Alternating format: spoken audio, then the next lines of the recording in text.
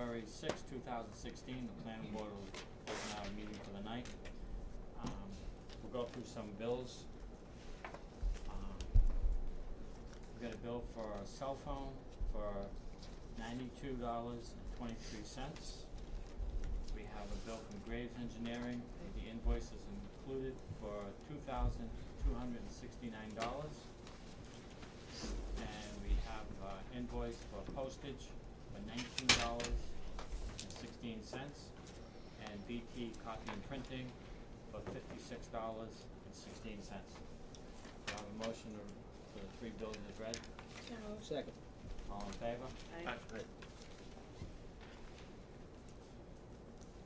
We have payroll.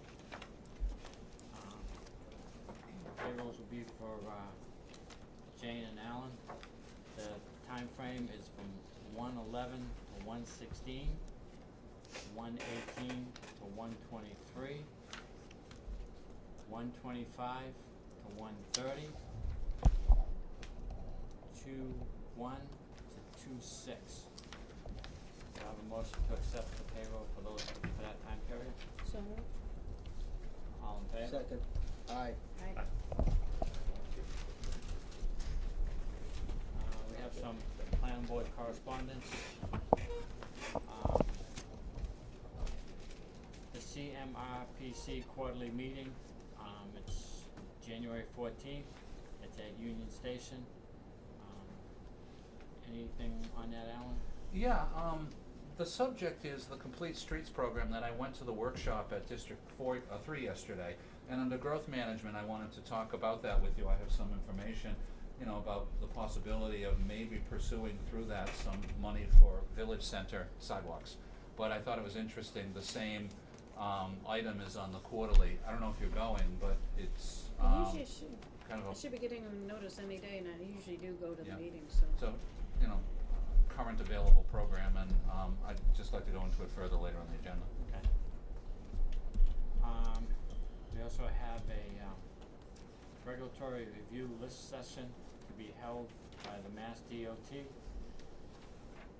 You are subscribed to a regulatory review listening session for Massachusetts Department of Transportation. We strongly encourage you to attend one of the listening sessions listed below and submit written comments to help improve our process.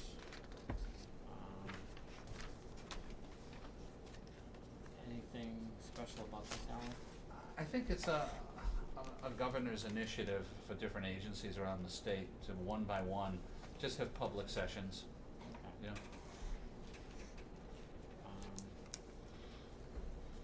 All department boards and commissioners. The subject is the 2015 Annual Town Report. In accordance to Massachusetts General Law, Chapter 40, Section 49, the Town of Charlton Bylaw, Article 4, Selectmen 5-4, you are being requested to prepare and submit your department/board/committee annual town report for the year ending December 31st, 2015, no later than February 25th, 2016. We've got some Graves site reports here. One is for 53 City Depot Road facility. Comments made by Graves are on site to inspect the progress of constructing a 2.5 megawatt ground mounted photo array facility. Gravel base has been installed for the access driveway. Detention basins is now completed, and hydro seed, both the track wrap and rip wrap spillways have been installed. Graves has included a lot of really nice pictures. I'd like to have everybody look at if you're not able to visit the site. We have another one from Graves Engineering. It's in regards to Curtis Hill Solar Facility.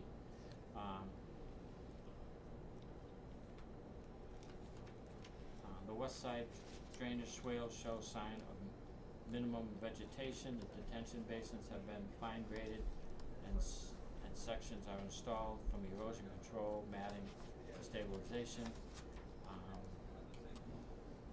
During the site visit, I met with them. The array racking and mounting systems are now about 97% installed. Solar panels are not yet installed or on site. And again, Graves has incorporated a bunch of pictures here. Again, for those that don't have a chance to visit the site. And we got another Graves report in regards to Dresser Hill. GEI was on site to witness binding asphalt pavement at Eleanor Road and a section of A. Vinton Road, Dresser Hill subdivision. Binding pavement on Eleanor Road was completed from A. Vinton Road intersection to the cul-de-sac, approximately 600 feet, and on the small section of A. Vinton Road. So they must be gonna be putting some houses up there pretty soon? Yes, definitely, in the spring. He's very interested in hitting the ground. We have something here from Chris Rye.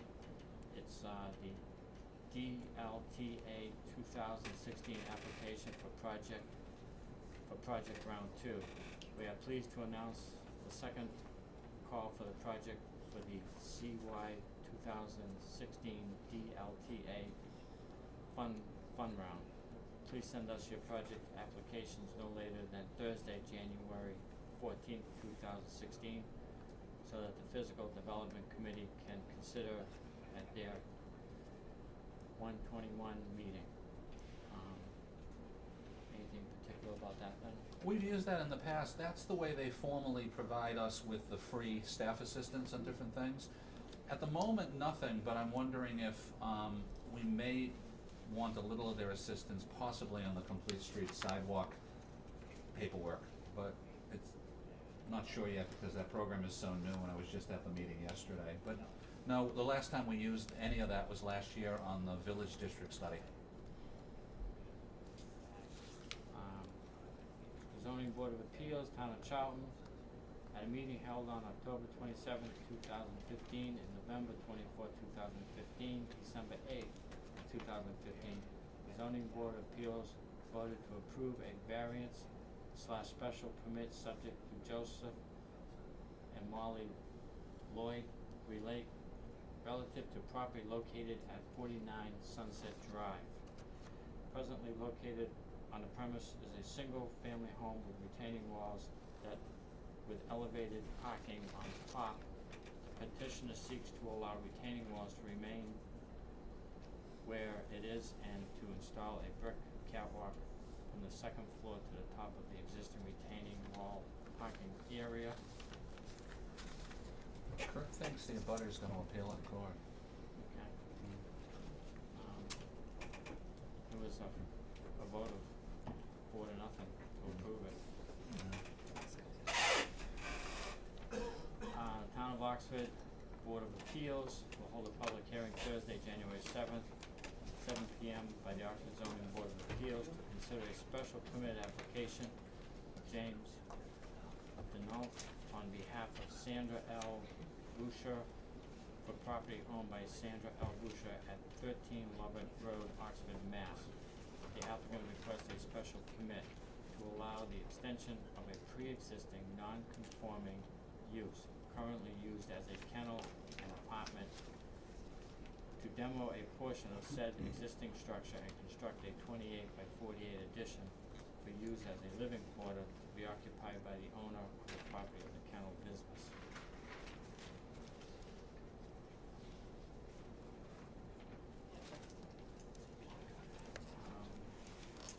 Town of Oxford Zoning Board of Appeals will hold a public hearing Thursday, January 7th, 2016, a special application of Viewpoint Sign and Awning on behalf of Pet Supply Plus for property owned by Oxford Crossing LLC located at 101 and 123 Sutton Ave units. The applicant is seeking a special permit for a proposed 186 square foot front wall sign and a 46.5 square foot sidewall sign for pet supplies.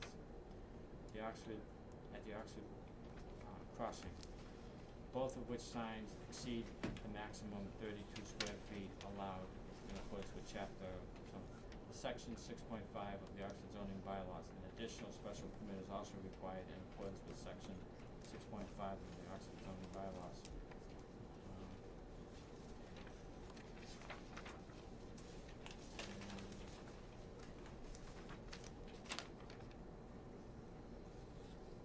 Town of Spencer, notice of continuing public hearing of the planning board. The Spencer Planning Board will hold a public hearing on Tuesday, January 19, 2016. A site plan review application of ZPT Energy Solar located at 19 Woodchuck Lane for a major utility ground-mounted solar farm. Site plan review application ZPT Solar Energy LLC located at 48 Paxton Road for a majority of utility solar round farms. Split it with surrounding towns. We're on time. Consider get the first hearing now. Look at that.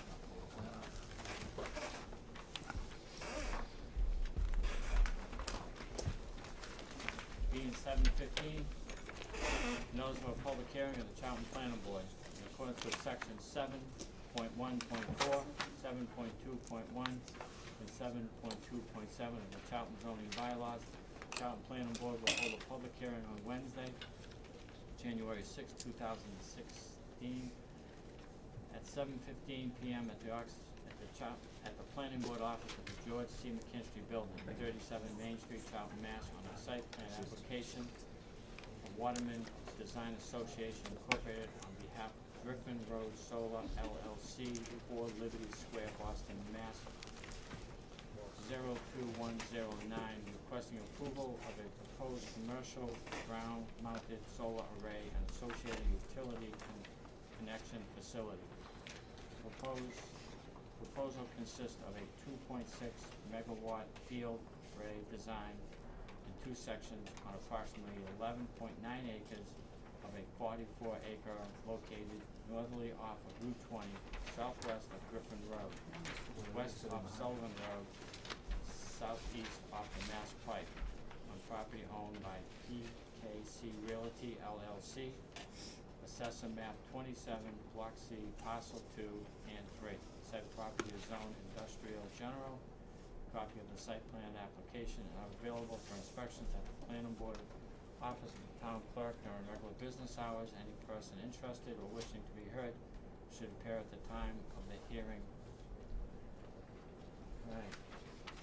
Alan, would you like to start us off? Sure, thank you, Mr. Chairman. I'll be as brief as possible. First, as I state with all of the site plan projects, no matter what the use is, just for the record, for folks who haven't been before us for one of these, a site plan review under Massachusetts and local zoning is administrative site plan, which means that the board is not determining whether the proposal should be approved as a use or not. The board's authority is design layout of the site, drainage, access, buffering, layout of the property, and we don't get involved in the interior of a building if there was a building proposed, which this is not, it's a solar panel field. Second of all, as you know, we've been getting these pretty regularly, as most communities have, and this is the third one from Nexamp, the company, and just to refresh everyone's memory, the first one you did was Carpenter Hill Road, the second one was Sampson Road, which they'll begin construction in the next season, and this is their third proposal. Third, their engineer, as you know, is Mike Scott from Waterman Design. And what I did, just because it's a busy site, the board knows Larry McKissick's site. It's an industrial site, and what I did is just for this particular one, because it's busy in terms of showing existing uses and topography, I color-coded it, and Jane was kind enough to make 11 by 17 copies. So it's a little easier for you to have one in front of you rather than just looking at that one. Plus, if any residents from the community neighborhood show up, it's good for each of them to be able to see this easily as opposed to trying to figure out where their property is in relationship to the project. That said, if in a moment, Mike Scott, you could give the presentation, the usual initial 5-minute overview, and then the board will take it from there, and I'll get into the Graves Review Report a little later. So with that, thank you, Mr. Chairman. If you wanna, the board has a copy in front of them. Anybody else who's interested, 11 by 17s. If you have a board, you can put it right on the chalkboard. Thank you. For the record, I'm Michael Scott from Waterman Design Associates. Also here is Ben Axelman, and is with Nexamp. He's been to a number of meetings in the past. And Mr. McKissick, who I met this evening. As Alan said, it sounds like most of you know the site. This plan is not in the plan set, but it's really just so everyone can get a sense of what the land use is today and kind of orient themselves. So Sturbridge Road, Route 20 is at the bottom of the page. This is Griffin Road, and then Sullivan Road, the pond, and then this is the Mass Turnpike up here on the north end. North is up the sheet. You can see about half the 44-acre site that Mr. McKissick owns is presently developed with access from Griffin in a number of locations, a bunch of driveways, another driveway from 20.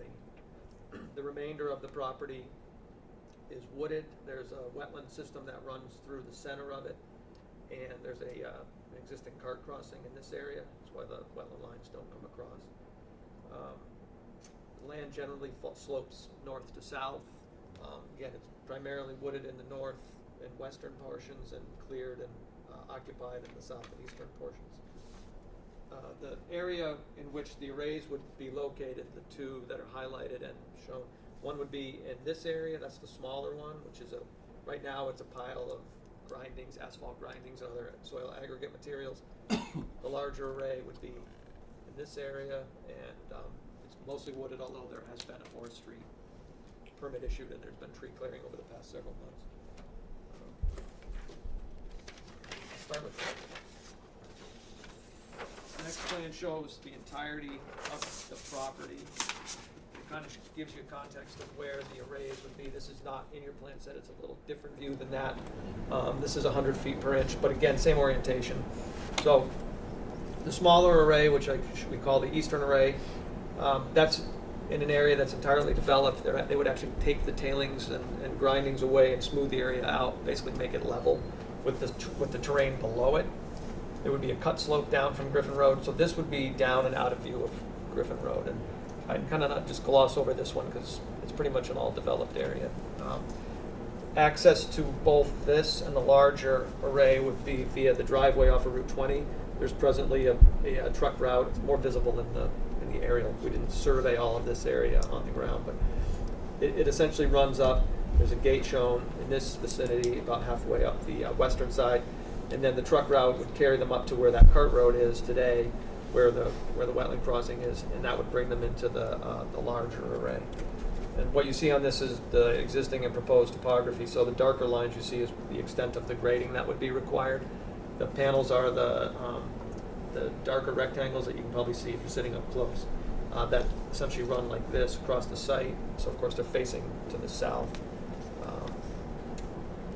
There's a detention. What we have is we have an all-surface, for the most part, all-surface drainage. There are 2 pipes or 3 pipes in the system, but essentially, stormwater would run off towards in this direction as a general rule. Some goes towards Sullivan Road and some towards the wetland. The water that flows toward the wetland system would be collected in a ditch that runs along the access road and piped under that road to a detention pond. The water that runs off towards Sullivan Road would be collected in a swale that would be constructed to the north and east of this property line stone wall that runs behind this home on Sullivan, and it would be directed to an inlet and then directed it to the detention pond. So essentially 80% of the site on the larger site, maybe even more than that, maybe even 90+% is either directed to the pond or continues to run off into the wetland area, or into the buffer zones of the wetlands, as it does today. And this last plan is just a slightly closer view, so if you have questions, it's probably easier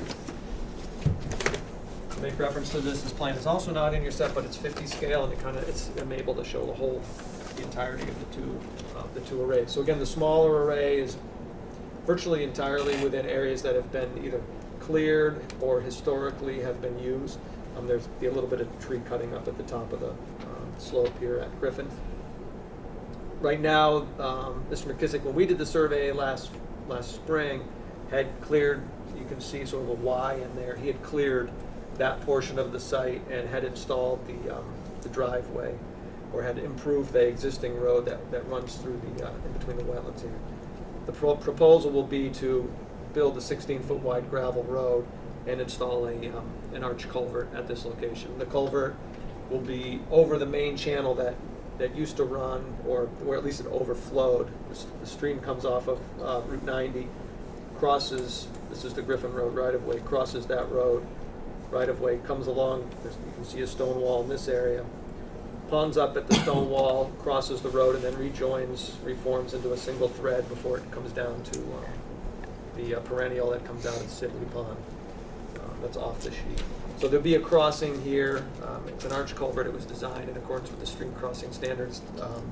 The application is in front of the Concom right now. There's another staff member from WDA. They're doing a presentation.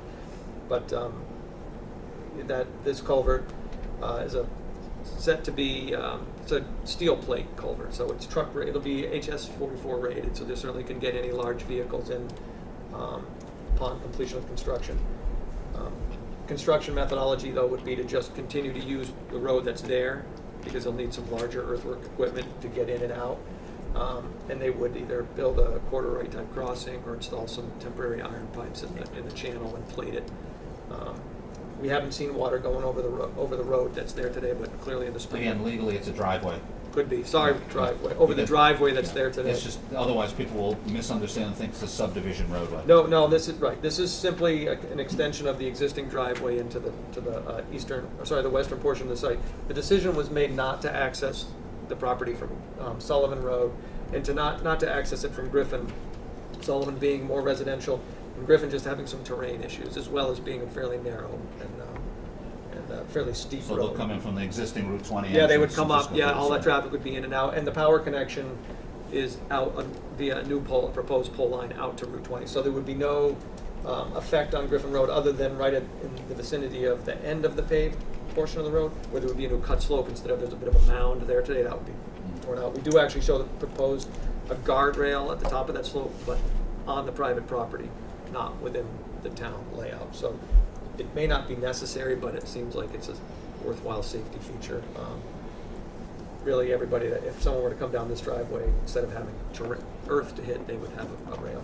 But again, all access in and out through the northern portion of the presently developed site. No access out to Sullivan. And again, all the stormwater from about this point, which is roughly the high point on Sullivan Road, that runs back towards 20, that would be collected and taken here, and eventually it's all going to get to the same wetland. This is either, today there's no formal drainage system in Sullivan Road, so the water either ponds up or soaks in this location. There's a bit of a bowl here, and eventually gets onto Sullivan Road. The rest of it runs down to this wetland today, so we're essentially perpetuating the drainage patterns. So I'll leave it at that. What we're gonna do is the board will ask questions, and then after that we'll open it up to the public for any comments.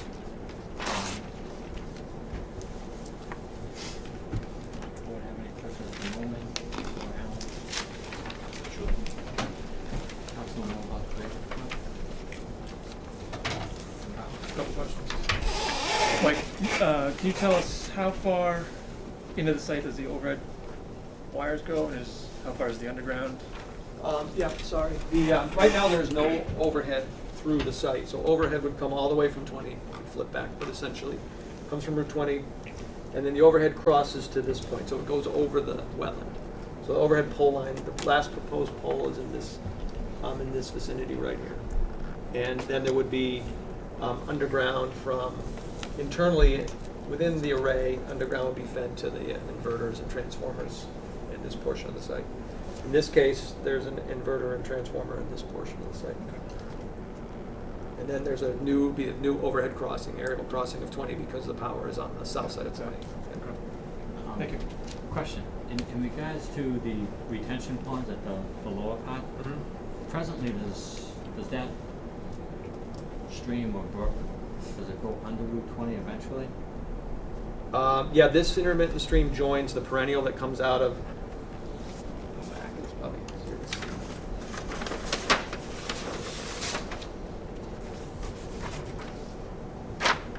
This is Sibley, that drains under Sullivan, there's this pond here.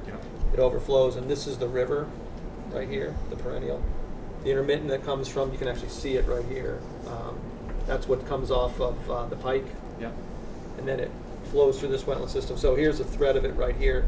It joins up down in this area. This actually spills out this way and this way, so it actually joins in this area, and then they come together and go under. And this portion of I didn't mention it, but this is all floodplain. There is a little bit of an unstudied FEMA floodplain in this that actually, as it's mapped, crosses over Sullivan Road, but there's no proposed development of that portion of the site.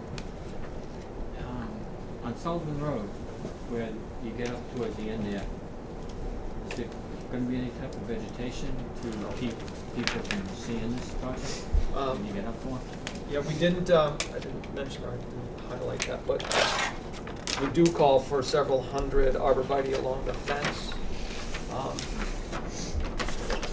They show up here, which was consistent with the previous projects we've done in town. So we show arborvitae planting along this stretch. So from behind the home of D. Benedetto to the northern extent of the property, and we're calling 241. They're on 4-foot centers. Similar to Common Hill. Similar in that regard, right, to be on the opposite side of the fence. I mean, there would be a nominal amount of vegetation left along the stone wall because there is some vegetation in the layout. The road is actually down. There's a bit of a cut slope up to the top of to a stone wall. So anything on that bank and at the top of the hill would remain. And obviously, this neighbor has some vegetation in their rear yard. And then obviously this portion of the site, which, well, this is not a portion of the site, but this area is all fairly heavily vegetated. So looking back through these lots from Sullivan, where you're getting farther away, there'll be a natural buffer that's not on site, but that's exists. So those arborvitae's are On the site. on the site. Yeah, the property line is this line right here. So And then if you're in the D. Benedetto's house, looking here. at the site, we're looking up. are you gonna see arborvitae here and then solar panels up here? You will see. That's correct. It will really screen the fence more than it will screen the panel, because this does rise. Yep. That's correct. And Along then- here, the road is below, so it will do more of a buffering as you get farther down. But, sorry.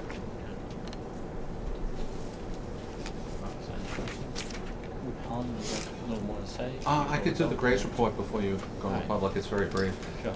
As the board knows, and for anybody who hasn't been here before, the board has Graves Engineering, Mike Andrade out of Worcester, as our peer review engineer. And he always does a peer review report, which I'll hand out, one for Jane, one for each of the rest of the board. It's very brief because, again, Mike and Waterman have done 3 of these, and they know what's required in hydrology and buffering and our basic design requirements. So there are only 18 comments. As you know, it's routine to get 50, 60, 80 of them. So the first go-around. I'll summarize them very briefly. Most of them are engineering references on either asking for some additional information on stormwater management hydrology or suggesting a few adjustments on that. I want to zero in for a moment, just because you were speaking a minute ago on comment number 8 about the buffer. Mike always reviews our landscaping on the plans too, and I'll just quote from the plan. He mentions that the buffer is proposed for a 650-foot long area abutting Sullivan Road, and calls for an unspecified particular species of 4 to 6 foot tall evergreen tree to be planted along the array perimeter fence, including a portion of the common property line now or formerly near the property of De Benedetto. The plan shall specify the proposed plantings. Graves Engineering defers the adequacy of the screening to the board. And just through the board to Mike, just like you did on the other 2, for the next iteration, we'll just need more specifics. Give us a landscaping chart on one of the sheets that gives us the number, the off-center. Also propose an initial 1-year maintenance or watering plan like you did on Carpenter Hill Road and Sampson Road. So we can get into a little more detail to button the specifics of that up in the next revision that he'll respond to this for the next session of the continued hearing.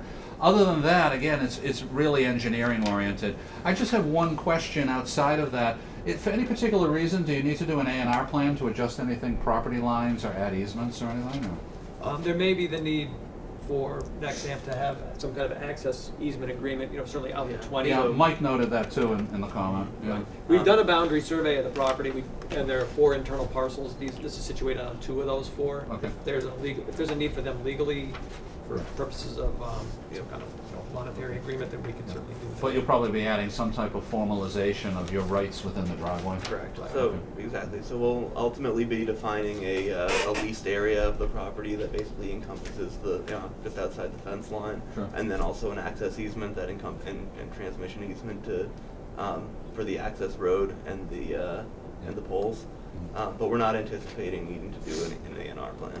That's pretty routine, and a lot of times, Yeah. boards don't see them because they're just a Right. 81X plan. Yeah, if you're not dealing with the property lines, you don't need it. If we could have a copy for our records, if you're doing 81X, we'd appreciate it.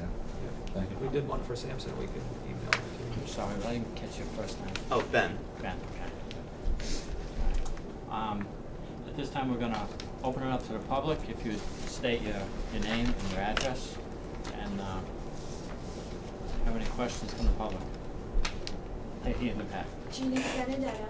Yep. 12 South Sullivan Road. I'd like to know, did you say a fence, you're gonna put up a fence or just the arborvitae? They, a fence is required, a 7-foot tall fence is required around the array, so there would be Around the array, what does that mean? meaning around the perimeter of the cleared area. The whole The area. entire thing, and it'd be gated on, the driveway side, so there'd be a gate on the side towards the Griffin Road. And then we'll be planting arborvitaes I- on the other side of the fence. On the street side of the Yeah. fence. Okay, so on my. Between your house and the fence. Correct. There would be, When you say plant arborvitaes, do you mean they're going to be 6 feet tall they were at four, first? they were or 4 to they're 6, gonna I think is grow? what was, we spec'd 4 to 6. I think there was a chart on the layout plan, but regardless, we have specified in the past, which the board has required, 4 to 6 feet at the time of planting on 4-foot centers. So they're pretty full, they grow quickly, and they will certainly. A 7-foot fence, would that prevent me from getting glare from these? Cause they're going to be facing south towards my house? Well, it's gonna be it would be a chain link fence, Chain link fence. So not a stockade fence. why? That's a good question. I think chain link fence is required for security and by maybe the electrical code, if I'm not National mistaken. Electrical Code. Well. So that's a close- different matter, but that's why the close- chain link Close fence. to my house, Mm-hmm. I would prefer a fence of solid wood, so I wouldn't have to be looking at, getting the glare in, looking at it, because the arborvitae are not going to shield the panels completely. I don't see how I have arborvitaes in my house, on my property, and you have to plant them really close together to shield anything. Right. Well, how So- far is her house, would you say? I don't, this No, this is is 50 50 scale, so. Yeah. 100. 125. Yeah, to the property line is probably about 100 feet. Can you point to her house No, on that one? he's- Okay, My thank you. house is the closest to. Correct. This is your home on this plan. Right, I know, And so you're about my- 100 plus feet to the, I already know where the boundary is. To the because stone wall. Correct, and they've done clearing there, okay. and I know exactly where it is. And if the ray is Fence you going want to from- come down that far, I'm gonna be able to see it, This is for the really, finals. really well. You will be able to see it from behind your house. I mean, you look up at the hill today. Correct, Yes. so I want a fence there, at least, a wooden fence, 7 feet tall. I suppose that's something So, that the board can require that, question- but it's a question for next. Question I got is, presently, is there any vegetation between you and the property line presently on your property? No, a few scattered trees, Okay. but no. So They you- cleared from- out a whole bunch Yeah, of so- areas, so, there's only scattered trees on their property. Yep. And on my property, there's really, a few scattered trees, but nothing that's going to shield it at all. So what you're trying to accomplish is just a section of your Well, property? right, where it's coming down towards my house, yeah, the glare is gonna come right into my house. And I sit out on my patio, I have a patio right that faces towards the woods right there. What I It's gonna be, think I'd like to do is ask them to come back at the next hearing with some type of glare type thing, if there's proof of something like something this. that's gonna It's prevent a it. subject we can bring If I up, may. Alan. The board has required other types of fencing that blocks besides just chain link. We've done wooden and such. there is, and correct me, Ben, if I'm wrong, there isn't gonna be a glare problem, but I certainly respect your desire to block the visibility. Right. So, but I just wanna get for the record that, there isn't an excessive glare. That is more of an urban legend in the current technology of these. But on the other hand, it certainly makes sense if a nearby abutter wants blockage. So, I think that's very fair, as the chairman said, that in the next iteration, if you could put a proposal that Mrs. De Benedetto and the board could see, and if you could note on the plan where it would start and where it would end. Okay. That would be important, so we can kind of zero in on it at the next session. Can I make a suggestion, please? Sure, So state your name Larry and address. McKissick, Griffin Road. They have the chain link fence, and I know that they have the stuff that you can weave in and out. So you still maintain the chain link fence and then that portion. Add slats essentially. Yeah, They move slats. out. They just Slats. slide into the Yep. fence. Yeah. So- That would block. I don't know if that'll be sufficient for blockage. It's not as sufficient as the stockade, but I think, I defer a little more to what you're looking for. What are you looking for? Would you be comfortable with that, or do you want something No, I different? think something more substantial. There you go. Because I'm looking straight towards that, out on my property, where I sit in the patio, and we have parties and everything. I think the key, Mike, is if you could just delineate where the fence would start and stop for the next round, we'd all appreciate it. Okay. Thank you. If you get a chance someday, if you drove on Bay Path Road, which is off Richland Corner Road, there was a solar farm built there, and the gentleman's house was next to it. That little bit of privacy, we requested that a white vinyl fence be put up. And it was just a short distance, so that when they sat in their backyard, Right. they had that effect. Didn't have to stare at Right. it. Yeah, and, I'd like them to come back with a couple Okay, I'll different, check that out. You said different it's on couple Bay Path proposals. Road? Yeah, it's on Bay Path Road, the solar farm off of Richardson Corner Road. Okay. You can't miss it because it goes right up to Route 20. Yeah, And how are the property owners? they're contented with, They are content with yeah. it?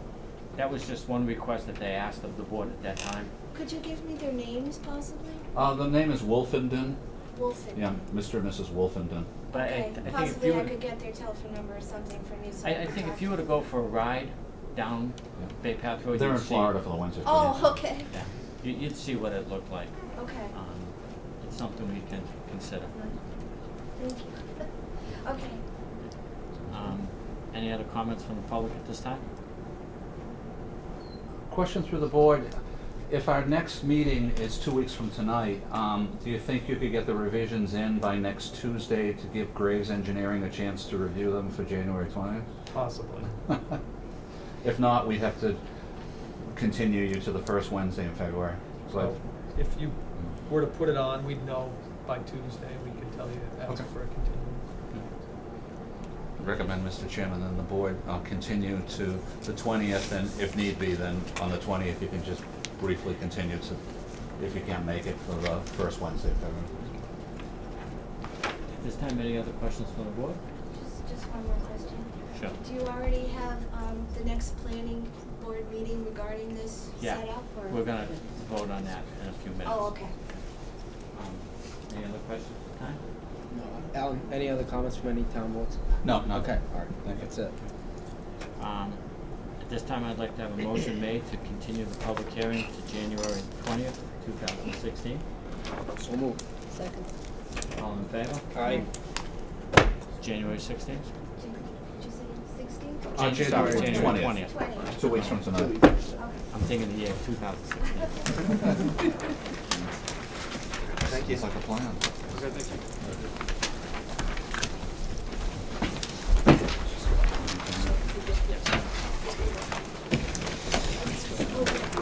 Patty, do you want to see these reports and grades?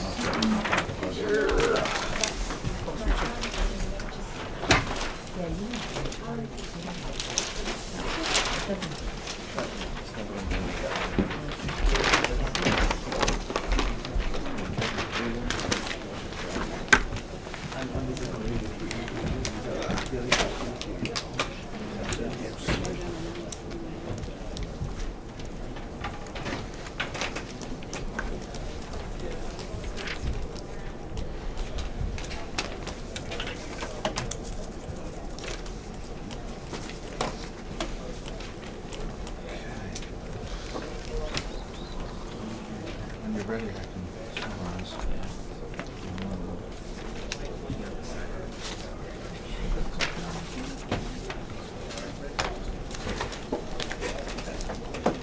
Okay, being, a little after 7:30, we're gonna have our, continuing public hearing on the,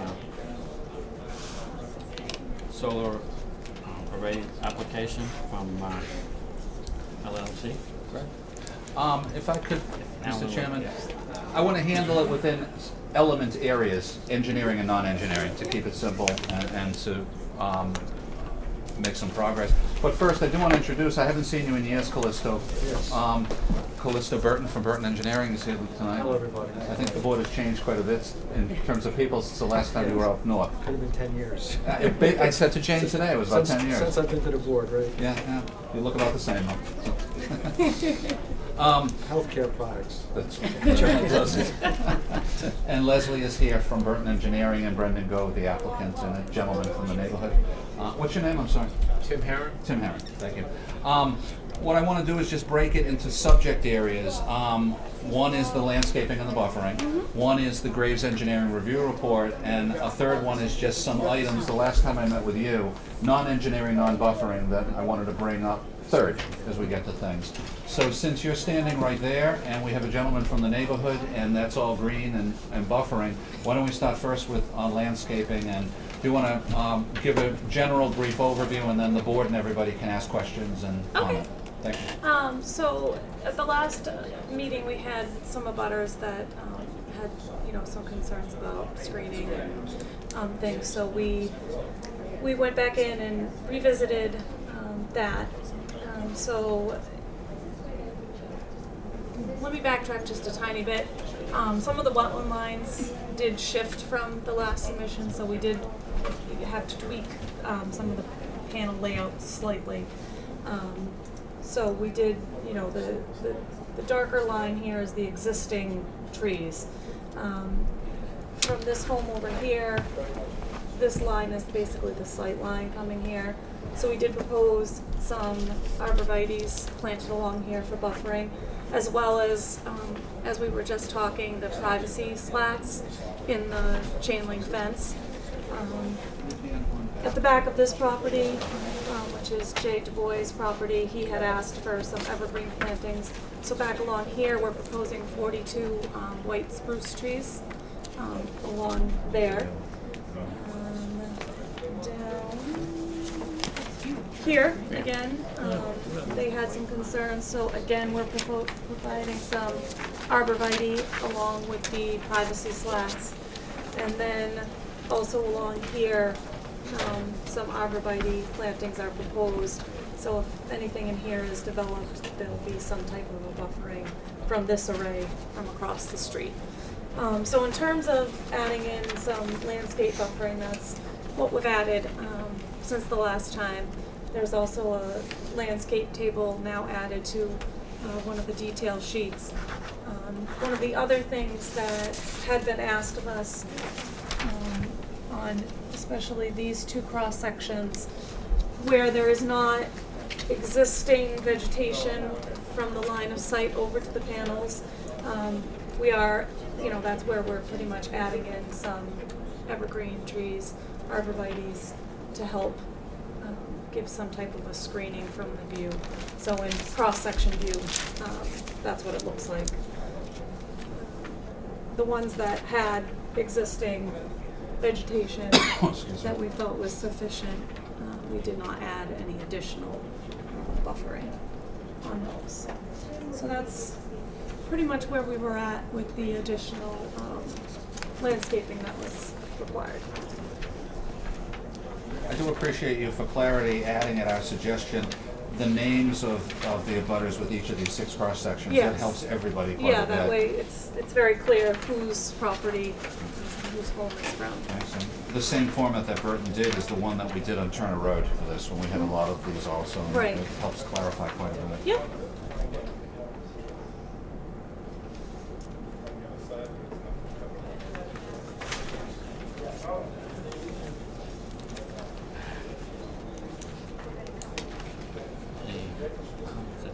Just if Jason and Tim wants to comment, because each of them have a buffer. Tim, would you like to make any comments at the time for us The to? only comment I'd like to make is, that's not my name. That's not my wife. I'm just trying to spice That's up what it life. was on the, Just for the record, it's Ian with an E. It's Okay. Aaron, Haran. all right, we will fix that. I'm starting to wonder if I was still Irish or not. Well, that can be corrected. I apologize for that. No, that's okay, it's funny. So, are you adding, did you say you were adding some plants Yes. to block that line of sight? Yes, we are. We're providing some of the arborvitae plantings there, as well as the privacy slats in the chain link fence at that point, where the line of sight. And I did expand it to the length of, like, your home, so wherever. How about, along the side border, I think the array, maybe I'm wrong, I didn't get to see it so clearly last time, wrapped around the back of the yard as well? We're talking about cross section D, correct? So the arborvitae's wrap around that corner, right there. Out in the back? Yes. Does that line of arborvitae's continue all the way down? It does not. It's just, we just did it in the section where the house is, kind of like, Where the windows face, you mean? yeah, like where the windows would face out. Okay, so That way. that's why I'm asking the question. Mhm. Looking out the back of my house, Yep. to the back corner of the yard, it's wide open. Okay. And I thought the array was wrapping around the back corner of my lot. Mm-hmm. If you're looking at it from the street, it'd be the back left corner. Okay. We did adjust some of this down here. There's a natural heritage, so endangered species area down here. So we did have to change the layout of these two arrays, so they may have looked different the last time around, because we had to kind of pull everything farther away. So- Okay, so I think Ask I them to see move what down the you're hall, talking is that about. bothering you? So they, Or not? I honestly don't Well, remember. you're way back in the woods actually, so you're not even in the field. Yeah, where we had to kind of reconfigure that to stay out of that area.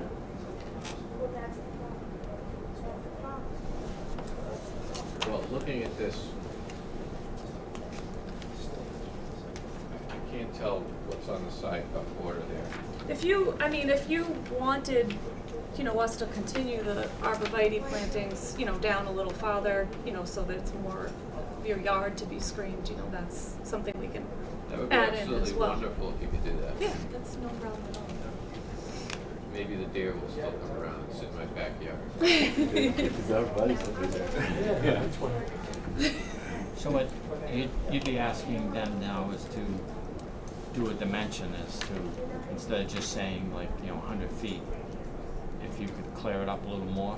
Yeah, I'd like to know where they're going. I mean, I think on that side, without looking at You should my. just stake it, yeah. I mean, Yeah, I think in this particular I think it case. goes back 400 feet on that side of the house. I mean, you I did think- it, the previous applicant, Nexamp on Carbondale Road, met with an abutter in the same situation and staked it. I mean, Yeah, it's we the can go simplest out way, there. go out there with them. Meet you out there and look at it and figure out, where you would like them to be.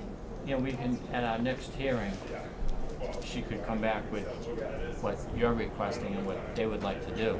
All right. And make it a condition, to make you happy with it. That sounds fine. If we can set up something like that, that'd be great. I mean, maybe just walk in the lot, you can point this and that out and I'll get it clearly. Right. Yeah. We Alright. can do that, that's no problem. Bring some stakes and put them in the ground and Yeah. give an idea where you're going with it. All right, I appreciate that. And we have another abutter who would like to make some comments. No, I mean, I think it looks good along, along that back line. Just wondering if, would it be possible to continue that a little bit further though, like into Jeff's piece, just to. What piece are you looking at again? This is Jason's Where, right Jay, there. this way?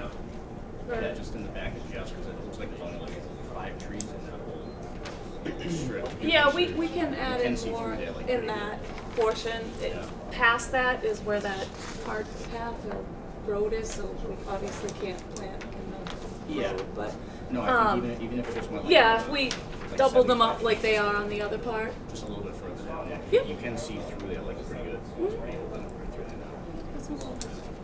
I think that's good. And again, is that something you wanna walk the property with them? No, I'm good. It'll be Yeah. sufficient.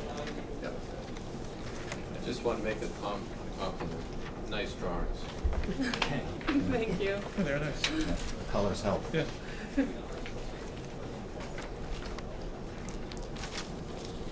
on.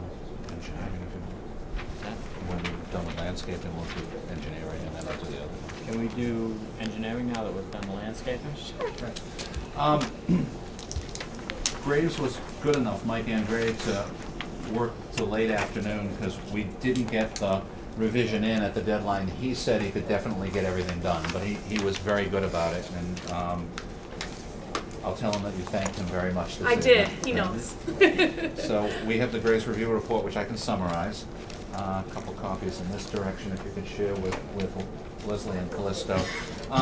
This is the second round, the iteration, so, of the 25 items, I'll briefly summarize. 15 of them are fine, and then 10 of them are, I'd like to go over briefly, but they're all very minor. The first one isn't even a recommendation, it's just a comment, item number 1, that he's assuming that the A&Rs will eventually be approved prior to the issuance of a building permit. Yes. And we've already met about that, and the board anticipates beyond tonight, you'll be submitting an A&R to adjust lot lines. Correct, yes. We actually do have an A&R on our agenda tonight for another piece of the Nyland property, where Mrs. Nyland is creating 2 house lots. Okay. So there's a lot of activity there, but it's all Right. working out well. Okay. The other items, just for the board's information, that are still outstanding are 1, the A&R comment, item number 2, 9, 11, 19, 20, 21, and 23 through 24. 23 through 24 are 3 new ones in which he just cut some typos in the footnoting, so that's just final version that we get, give us the type notes. I'll work backwards just because I started with those. Item 21 is, he's just referring to the planning board, the finalization of the landscaping, which we're working on. So again, that's just a comment from Mike, not requesting anything.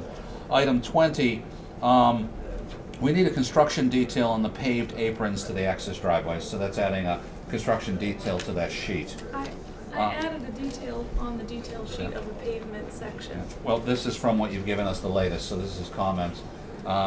You can talk to him directly, but this, he's obviously asking for something more. from that Okay, layout. I'll have to get some space with them on that. Item 19, add the proposed depth of some loam in a few areas to the plans where he mentions under that item. Then we work our way back to item 11, and he noticed some typographical errors on some of the drainage area plans, and he details it under item 11. Item 9, a specification of the core soils material is needed and details of the construction of the core regarding the base and berms, so that's engineering. You can give some details. And item number 2, the engineer states that they plan to perform a property line survey for the A&R plan submittal. So you're not looking at anything major there, it's just adding little more information, fixing a few typos, nothing significant to point out that we really have a struggle there. That's it in terms of that. I'd like to turn to one last item regarding the review, non-engineering, non-landscaping, and I guess it's directly to Brendan. We were in the office a few weeks ago, and one thing I pointed out to you is that what the board is looking for, because this is a network and because you've got 6 fields, and you're building, I think, 7 detention basins, given the scale of this, we really need from you a proposed phasing schedule and construction schedule. In what order are you going? What is not asking for dates of work or anything, but where do you start? What do you complete at each phase prior to moving to the next chunk of it? And just to grab my notes from when you and I discussed it, what I mentioned is a phasing, scheduling, sequencing of the 6-array field in a couple of information areas. 1, a phasing for the clearing of everything. 2, a phasing for the actual panel and framing installation. And 3, for the stormwater management infrastructure. Not to put you on the spot, but did you have anything for tonight? I know we talked and you said you'd be glad to provide it. Have you been thinking about it? There is a new page within the drainage report that. It's not what we're looking for. was What I submitted. asked for in that discussion, I want a memorandum, a handout with a schedule for the board to be able to review at the hearing. Did you see the? I'm not table? talking, it's not what I want. Okay. It's what you and I discussed. We need a memorandum. This is a big project with a lot of concerned people. I do not want to be put in a situation, I do not want the building commissioner to be put in a situation of people saying they've started over here, they've kind of left it there, and now they're digging up another part of my neighborhood. So that's not what we're looking for, and if what we're looking for is what you and I discussed that day. We really need that provided for the board to be able to read and review and ask any questions. Sure. Yep. So, Alan, in response to that, I apologize, I misunderstood. What we provided, we can definitely get you a separate memo, that's no problem. If the board would like, I could articulate what we intended to. So, Leslie, if you don't mind rotating the board clockwise for me. Yep. North up? Yep. So starting from right to left, right? So from east to west, basically you've got 6 sites that we're looking to install in series, meaning we've got 5 major construction steps. So we've got our civil work, right? Clearing trees, grading, installing detention basins. We are intending to have our construction company start on the top right-hand corner, northeastern corner, and work our way left in series. So as soon as the construction company starts and stops the first project on the right, they would move over to the left. As soon as they are done, we come in right behind them with racking installation. So the racking installation lasts for about 2 weeks. Site prep is going to be for each project around 2 weeks. So we're hoping that as soon as construction company starts part 1, finishes part 1 of project 1, moves on to number 2, racking follows right behind it. In similar fashion, just working away from left to right, as soon as the racking is installed, we install the panels. And in conjunction with the electricians installing the panels, we get 35 contractors on site at once. They will be installing the inverters at the same time. So step 3 and 4 happen at the same time. Again, everybody working in series from right to left. Then finally, gen tie, utility interconnection would happen, 5th final stage, working from right to left. Do you anticipate to what degree, and I know it's hard to juggle contractors and have the speed when they're building something, but to what degree do you anticipate activity and how many at one time? For instance, do you see them clearing all 6 and then you start installing, or do you think you get one done at a phase and then move on to the next one? So we are looking to do one at a time. Okay. Yep. So in other words, like if up in the upper right-hand corner, you had that all cleared, you wouldn't be clearing the lower left-hand side until you had at least part of the upper 2 somewhat started? Or? Correct. Yep. I'm So just- so one construction company works their way from right to left. So they're not gonna jump to the south side of North Service Road and go underneath the power lines and start working on the bottom left-hand corner. Just from a efficiency standpoint, we want them to move as little as possible. So if you start clearing the second one, and they start working on installation in the first one, when you get to the third one, will you start the third one before you finish the first one? I'm trying to get a handle on that. Sure. We would start clearing the third one before 100% of the solar panels are installed on the first one. Sure. Can you picture 4, 5, or 6 being worked on at once? No. In fact, we don't want to start the south side of the road until we've fully completed the north side of the road. I think that type of thing has to be summarized to the board. Sure. Because I can guarantee you, this is a very large scale and 6 phase.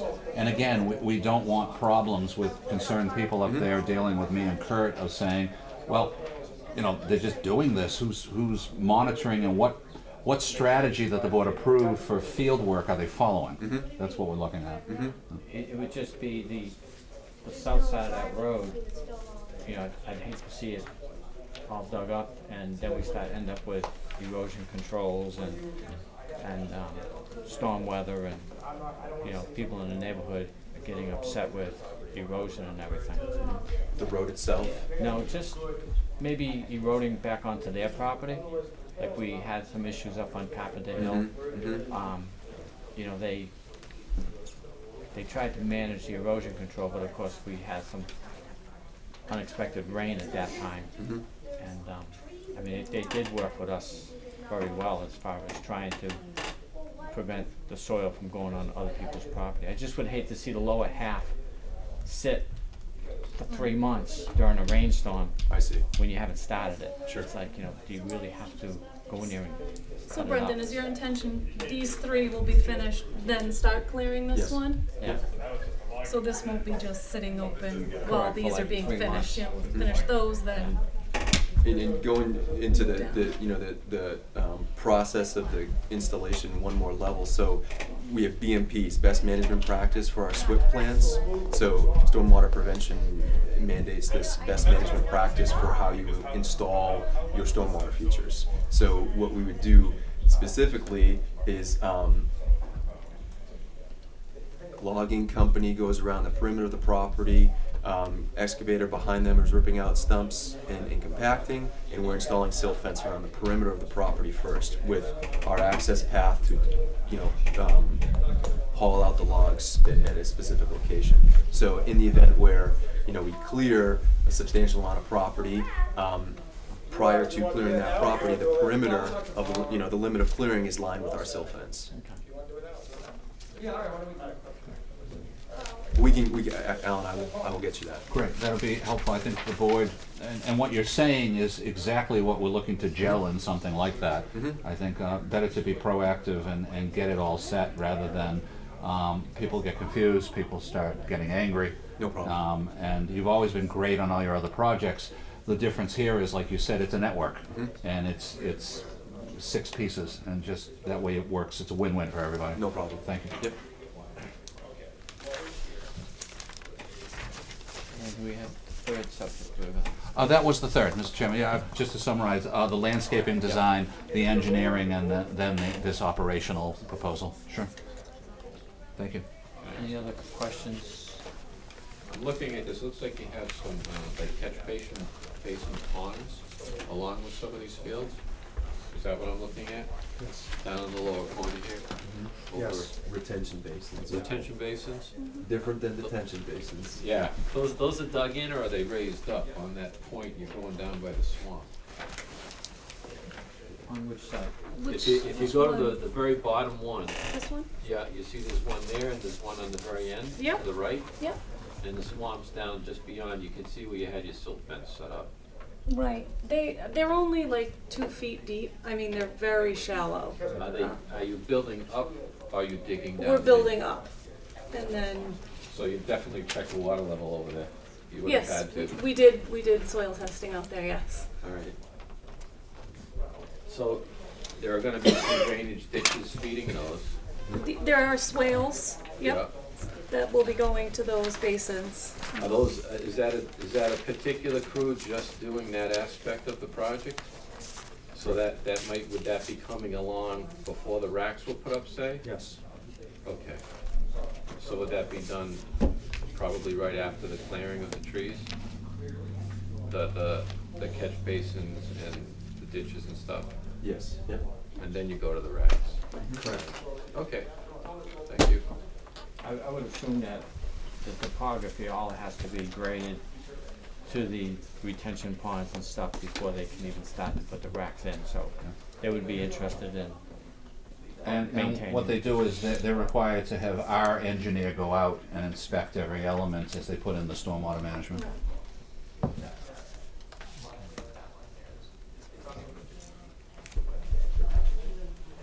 We're gonna continue this for another night. We can wrap up, yeah, I think we're in good shape. The revisions for Grave shouldn't take you too long. No, They're pretty they're minor. pretty minor. Yes. Do you wanna continue it for January 20th? Oh, yeah, there's no reason why not to wrap it up then.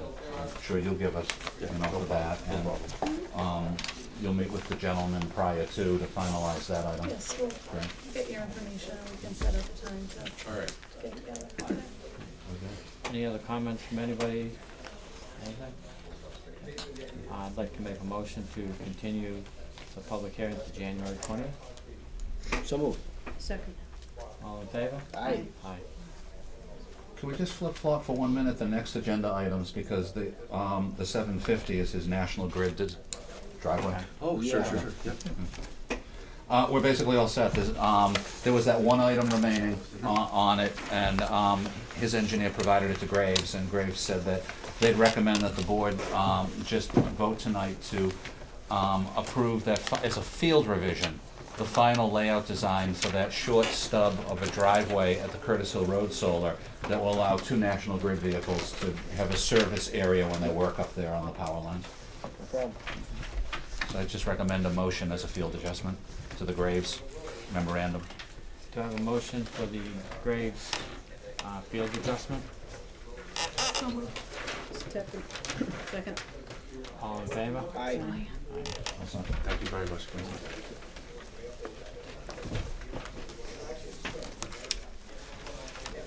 Would the meeting on January 20th be at the same time?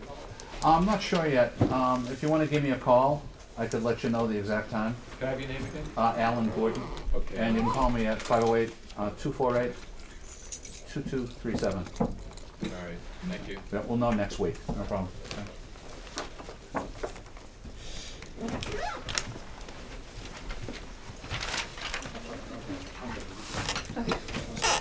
Good to see you. Oh, good to see you too, Melissa. Take care. All right. See you later. We're, how about the, planning board administration Yeah, stuff? we got 2 Dresser Hills. Look, Dresser Hill subdivision, you know, is Cleve Blair's subdivision, and there's 2 items. One, he's up to base coat and he wants to get going on construction, so he had his attorney put together the standard partial release of covenant and replacing it with a performance guarantee. We had Graves calculate the amount of the performance guarantee, I'll just hand one to the chairman, which is $202,081. His performance guarantee is a bond from Employer Mutual Casualty Insurance Company, which is very routine and very excellent out of Des Moines, Iowa, which is the type of bond we get before. So what we have here is 3 copies for the board to sign, and Jane will notarize, and then we provide a cover letter back to them in which you're voting under a motion to release the restricted covenant and replace it with the $202,000 etc. dollars of the insurance bond, and we're covered for the remaining work, which is all spreadsheeted in the back of it from Graves, the final coat on the roadway and the infrastructure. So there's just 3 copies for the board to sign, and then Jane and I will process it tomorrow. Do I have a motion to do a partial release covenant to the, comments that Alan just made? So moved. Second.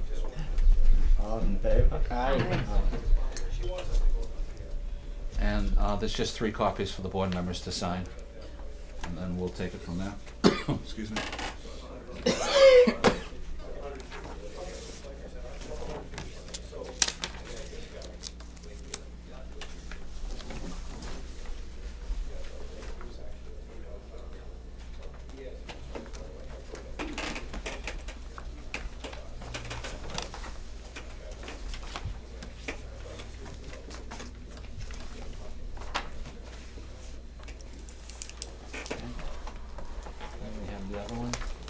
The other one is just finalizing, just to refresh your memory, you reviewed it at a previous meeting.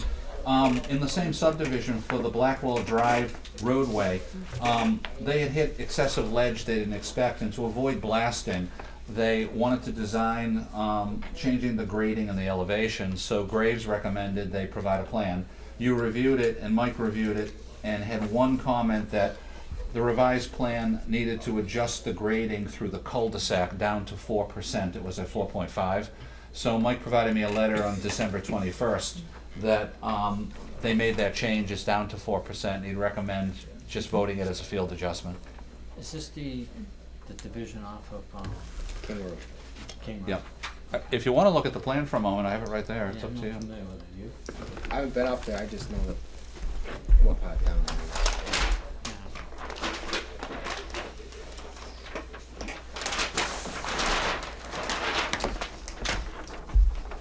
Yeah, it's a small 6-lot subdivision, if you recall, right there, and again, they ran into some blasting, I wanted to adjust things off of A Vinton. King Road is farther down, right? Yeah, Yeah. I think King Road goes into Avon. Yeah, King Road goes into A Vinton, and then at the end here, if you recall, there was a request from an abutter, would they pave a little farther for their driveway, and they agreed to. Yeah. And then there's a detention basin right here, and, you know. So they're just asking for permission for a regrade. Yes, and Gray's reviewed everything a few meetings ago and had 3 comments. 2 of them, everything was fine, and the third one is, when they adjusted the regrading, the cul-de-sac grade, it was over 4%, it was 4.5, and Graves said it really should be no more than 4. So they revised it again to this, which is 4%, and we're okay now. And that way they don't have to do any blasting and cause a ruckus. Got any comments on that at all? Sounds good. Talk about that. Yeah. As long as they meet the spec, which Yeah. Mike reviewed, whatever the price. So It's just recommend a vote so we can, you know, put it to file and such. do I have a motion to accept the Gray's report as Alan just spoke about in order to, for the cul-de-sacs to be that 4%? Second. All in favor? Aye. Aye.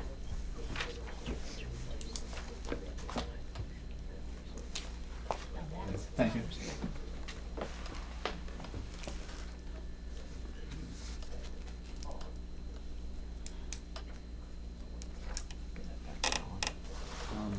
Jason is patiently waiting for an A and R, so do you want to do the? Sure.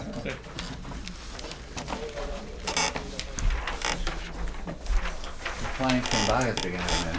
What's that? Pat came by at the beginning of the day. Oh, really? Yeah, she wasn't sure if she should be here or not, but we told her that it's just an A&R. On behalf of Mrs. Nyland, Jason submitted an A&R creating, out of a piece of her property at the intersection of North Sturbridge Road and Cranberry Meadow, 2 house lots, Lot 10 and Lot 11. He could answer any questions you have, but they all meet at least the minimum. I'll take this off because it's easier to see the paper version. One of them is 2.6 acres, the other one is 65,000 square feet. They all meet the agricultural for a minimum 60,000 frontage and such, but if you want to add anything, you designed it. No, I just, you understand where it is, or? Is there frontage gonna be on North Sturbridge Road? Lot 11, Yeah. the frontage is on North Sturbridge, lot 10 is Cranberry Meadow. It curves around. Yeah. You know. Yeah, and then that remaining land, that's where the solar array is going. The solar array going here? No, this one, this is me here, this is the top of the hill, this one right here. This one? You're right here, right? Yes. Yeah. Yep, those like dotted trees you see, Mhm. that's where the barn, you can see the barn in there. Correct. That's the barn right on the street. That was a little distinction. So Mrs. Nyland's house is on the other side of the road, right there. Right opposite the Yeah, barn. yep. Is this part of this lot here?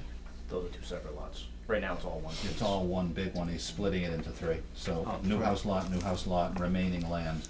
Oh, okay. Yeah. Remaining land will be about 9.2 acres. Go that way. And that still remains Mrs. Nyland. At the moment, yes. She could do something in the future, but she's not proposing it in this A&R.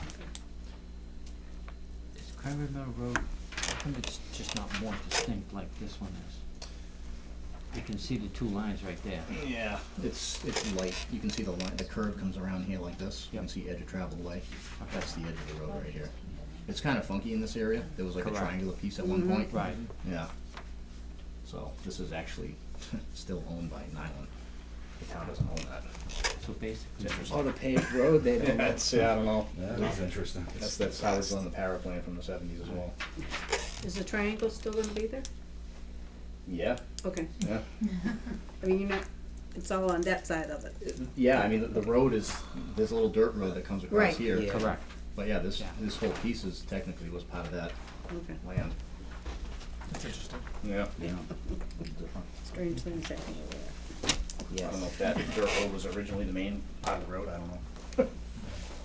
So basically, they've got frontage they need, square acres they need, and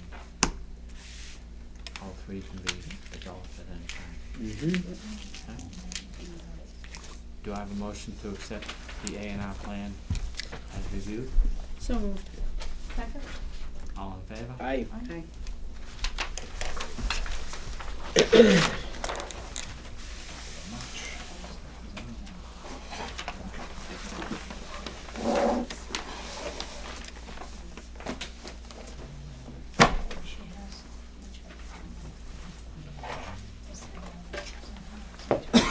Excuse me.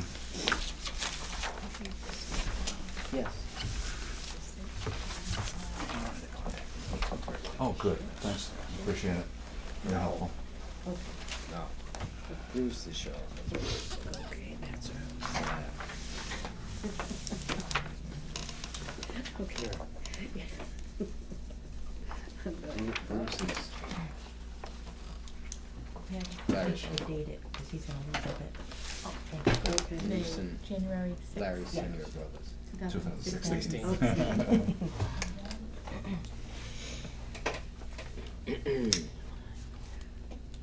She's saying her So punch is Bruce better than and mine. this guy. Her brothers, yep. Okay. I can relocate that. No, I know. Clan.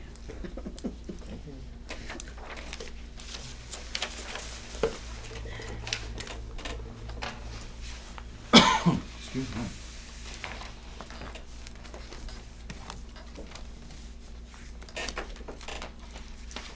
Next one is just some growth management issues, or? Yeah, zoning stuff, including Lisa and, the item we invited Lisa and Ann to. Try to Um, get them going, or? Sure, yeah. What I wanted to do is, Can you do that this and mention some other zoning stuff too, that we've been working on, continue. The two items on the growth management, one is potential zoning warrant articles, and the second one I went to, I'll get to in a bit. Yesterday I went to the Mass DOT Complete Streets Program workshop over at District 3, but I'd like to get that in a little while.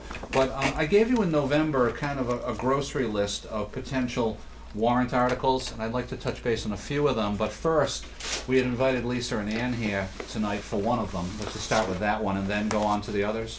But as soon as Jason gets his A&R, we'll keep the paper copies. If you can pull the Mylar out, and we'll keep the rest. You can have the elastic too. There we go. And we're good to go. I'll just leave this in the middle for a moment. Again, to summarize, to refresh everyone's memory, because we talked a bit about it, Lisa came to me in the past year and brought up what you had discussed a few years ago, just in theory, but she brought it up in terms of there's issues to be addressed out in the community. And that's that we don't have in Charlton a planning board permit requirement for people keeping livestock in regular lots, houses. And you know, I've given you material over the years from the American Planning Association that lifestyles in America, in suburbia and in cities, people are keeping chickens, they want pigs. We had a situation a few years ago even, in one of the subdivisions, Jerry went out to check on the detention basin, and the lady who had bought the house with the basin on her property didn't understand what the basin was, so she built a fence around it, and she put her 2 donkeys and a horse in it. And everyone was happy, but what's gonna happen when it rains? So we all had to go out, Jerry Foskett, Mike Andrade, John McGrath, who was the chairman at the time, myself, and meet with the lady and work that all out. Now, all kidding aside, if we did what most communities have evolved to in Massachusetts by now, she would have come in for that type of thing in a small lot residential situation for planning board site plan review. So if you recall, we then had our intern last summer check zoning, and he basically found what we suspected, that every community you look at this point, we're probably the last one, even the much smaller rural ones, have some form in their zoning for the smaller lot residential. They have to come to planning board for site plan review. And what do you look at legally? You look at location of where they're going to put the chicken coop or the corral or whatever. If there's any need for blocking or anything. You also give through the site plan, because you hold a hearing, notification to the abutters, and you also give the opportunity to animal control and Board of Health or anybody else to review and comment as a town board or department. So we're kind of getting into the tail end of it. We're one community that hasn't done it before. This board, just to inform you guys and maybe one or two members who came on afterwards, it did come up from the board a few years back, maybe 3 or 4 years ago. I think Keith Cloutier brought it up. And what we did is, at the time, we initially reached out to Nelson Burlingham, the Board of Health Chair, who was very adamantly against it at the time, feeling that it was intruding on the Board of Health's world. I don't think you are, in that your review is location in terms of zoning. 95% of the communities out there do this element of these types of things through planning board zoning, and Board of Health still has their own responsibility and such. I do have a couple ideas on specifics, and I Xeroxed the page from the bylaw and would like to throw out a few ideas of what to write on it. But I'd like to stop talking. That's just to bring us all up to snuff and give you guys a chance to express your thoughts and a discussion. And then I'd like to give a handout of the page from the bylaw with a few ways of how it could be actually written up for a proposal for the Maytown meeting warrant. Change. On your zoning laws here, rules, there's one that says principal uses of agriculture, floriculture, and horticulture. And on the second one, it says raising and keeping livestock, including but not limited to horses, cattle, sheep, goats, swine, fur animals, and poultry on a parcel of 5 or fewer acres. And then it has the districts with the yes or P for permitted or no. And that might need to be, That is the section. Yeah. that's the one you were talking about, Yeah. okay. So that being said, there is a few places that, have a lot of animals on like an acre. And there's a lot of complaints because the people nearby are not happy with, you know, one little acre having 2 horses and some goats and, you know. A rooster. A rooster that makes a lot of noise. Many rooster That's what they do. complaints. So, that maybe that should be defined a little better. A couple of things now to dive right in technically. The way zoning works in Massachusetts is when you change a zoning bylaw for anything, anything pre-existing is not affected. So if you've got an existing problem changing the zoning, we can't legally go to those people and say, Right. we have to make you do something. They're legally pre-existing, non-conforming. I think you're right that that's the section, and what I just handed out, you've got it, but let me give you another copy. I highlighted in yellow. What we have right now is exactly what Ann mentioned. You've got 2 lines. Line number 1 that says any parcel over 5 acres regarding what Ann read, the types of livestock. If you look across the 8 zones in town, it's allowed by right.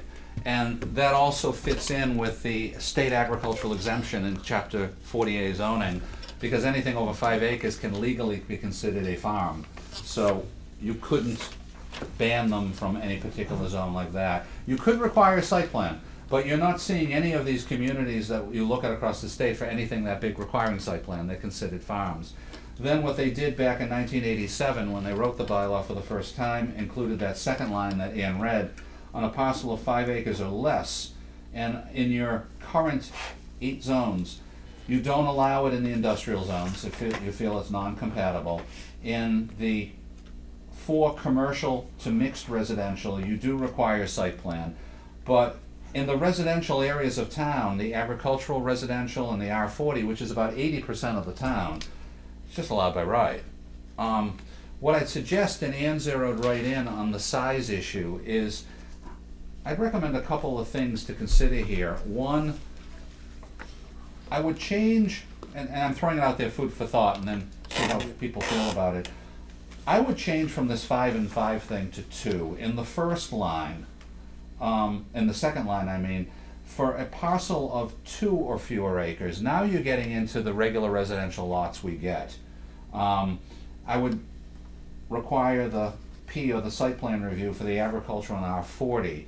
And frankly, anything over the 2, I'd be okay by right. I think you've got a tough time getting through town meeting. I think Nelson wasn't reacting to his own opinion.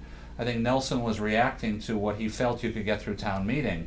It's still a very rural, large, parceled community with a lot of people having animals on bigger pieces. I think if you go to the 2 and add the site plan review requirement across the board for anything under 2, you can get through town meeting because you need 2/3 vote, and you're zeroing in on anything of a couple of acres or less, where you're gonna have this problem, a subdivision or A&R lots that are created and such. Anything over 2, I don't think it's as much of a problem with buffering. The 5 and 5 they picked back in 1987 might have reflected what the town was 2 generations ago, but I think what you're looking at today is more of, the residential house lot thing. So food for thought. So you'd wanna change where it says 5 acres to 2 acres? Or Yes. add a different line. No, I wouldn't add a different line. Oh, I would okay. make 3 tweaks paper-wise in the warrant article. In line 1, Yeah. I would change it from 5 acres to 2. So by right, continue anything over 2. In line 2, I'd change it from 5 acres to 2. And then I'd add in line 2, site plan review, P under agricultural A and P under R40. I think by lowering in the other 6 zones from 5 to 2, you're not creating a problem, because when you're over 2 acres, you're getting, the few that you get are more than that anyway. And the real problem that they're dealing with is residential development, and all new residential development is 60,000 square feet, 80,000 square feet. That's what you get in reality. Well, the 45,000 in flexible subdivisions. There you go, exactly. And that's what, you get these in subdivisions and A&R lot creations, you're not getting them in 6-acre lots where it's a problem. What are we seeing in other towns? Are we seeing something with a 2-acre kind of thing, or? You're seeing everything across the board. You are Just seeing the something, 2-acre. just more Yeah, restrictive you than see this? in some of them, I'll pull a few, just to tell you a few from research.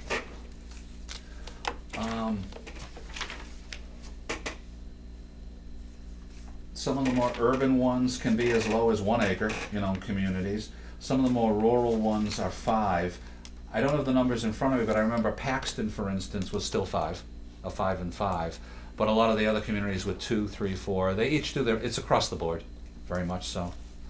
I just don't see us opening, if we adjust the 3-4 acre thing, I just don't see us opening a problem, because by lowering it from 5 to 2, and anything over 2 now doesn't need site plan, if you're gonna have 3 or 4 anyway, you're probably okay. Yeah. And I think that also builds support from the people who own the larger holdings, who would fight you and vote no at town meetings, saying, I don't wanna be affected by this thing if I've got 3 or 4 acres. You're talking about real residential development that really needs this proper review process to avoid the nuisance and So you wouldn't address the 3 to 4 acre thing? No, anything over 2 acres would fall into the first line, that you don't need site plan review for that. And one of our biggest complaints in town is a 2.02 acre lot. Well, So my question, can I ask a couple of questions? well, one thing I want to address to that, that existing problem, no matter what you do here, wouldn't be affected. Second of all, I'm just questioning whether 2 acres is really the right number. Yeah, I feel it is for this reason. You're dealing with new development from this point on, in terms of new housing and new ones that come along, people who want to do this. And developers usually go with the minimal because they're business people. And 80% of the town is minimal 60,000 square foot, which is about 1 acre and a third. So most of the new lots in this town are 1 acre and a third, down to 1 acre on the cluster. So the odds of getting anything over 2 that we should have done in this is nil, I'll be frank with you. That's quite an aberration that you hit the 2.02 on that particular one. Just Sure. throwing it out there. And I don't think that if this went to town and it was more restrictive, I don't think it would ever pass. I think that the typical voters that come out, the old school voters, they're gonna look at this and say, oh, the government's now pulling in the reins, we gotta vote this down. So taking a little bit might kind of satisfy the issue. One of the big issues out there is people having roosters on the small areas, and that Right. other people can't sleep, and there's no laws on it. So when those came up, there's nothing I could really do. But how is this gonna help that? Well, I think because there would be people with larger parcels having so many animals, you know, more animals than the smaller. But So if you change it down to 2, maybe I'm not getting this right. You're saying on a 2-acre parcel of land, you can have horses, cattle, sheep, goats, swine, fur animals, and poultry? Is that, I would As long recommend as you get a permit changing for it. Changing some of that that. definition and restricting what types of animals you can have on less than 2 acres. I mean, Or the quantity of animals. Or the What if you quantity wanna of have animals. 100 chickens? The quantity would come out, you wouldn't put the quantity in the bylaw, it would come out of the board's authority at site plan review. Okay. Yep, but that is an item you can address, but you take it case by case at the public hearing. Yeah, so if For somebody had quantity. 2 acres and they said, Yeah. well, I'm gonna have 6 horses on that, Yeah. you could say, We limit it well, to no, maybe 1 2 horses or two, whatever, yeah. you know, whatever you thought. And I don't know what we could do about the roosters. So yes, so somebody who has. That's the biggest thing. But is, I think the Or dog roosters walker. may be able to be addressed. There are some towns, and I don't know if Al found this, there are some towns, the Board of Health actually issues an ordinance prohibiting roosters. Yeah, that's a good point, that might be more Board of Health, because what we're seeing, and we get public hearing notices from abutting communities, and if you look back, we looked at some of them from the past year. There was one. Yeah, and. I think it was Leicester, wasn't it? Yeah, and what they do is, the big thing with the planning board is location and structure or pen. So the planning board hypothetically might say, move it to the other side of the property, or Yeah. properly house the livestock. But I think you're right that I'm not seeing any of the planning boards saying, well, we have the authority to ban the Right. particular Yeah. animal that's allowed in the bylaw. I think you could change the definition of the bylaw, so if you went with the 2 acres, you could say raising and keeping livestock, including and. But do you think you can get it or through the you town could meeting say if you ban ex- chickens? Excluding, Never. I think for it's less too- than If you 2 ban, acres. if you ban, banning a rooster, I don't think, I mean, I've been in this town for a long time, you have too. Do you actually think that people would let that pass? You got one person who Everything goes to will the be shut microphone down. who says, I want the right to have a rooster, everyone's gonna sympathize with him or her. Yeah. I And think so will it's someone who goes to the mic and says, I haven't slept in 6 months. They're gonna say, this is Charlton, a farm town, this is how we've always I been. I mean, I understand that, but Yeah. if you move into your home, and this is happening around town, now I've lived in my home 20 years. Right now, 4 of my neighbors could all come home, build a coop, and have roosters, and I would never sleep again. So where's my right to peace and I'm not enjoyment seeing of any my of the other property? communities banning them through the zoning though, when you look at. Well, that's why I said that Yeah. the Board of Health may be the rooster ordinance, Yeah. but it is all over the place. I mean, I looked at a lot of different towns before I Mm-hmm. talked to Al, and everybody does something a little bit different. Right.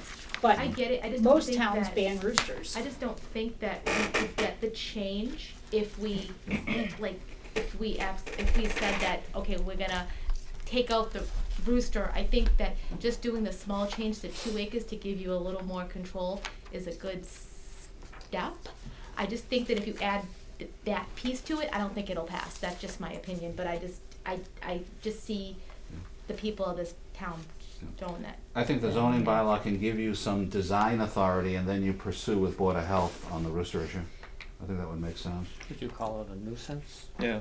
absolutely. Yeah, I mean, you know, even barking dog nuisance is difficult because Correct. they have to be barking for X number of, Yeah. you know, and just to be clear, animal control and animal inspection, 2 completely different things.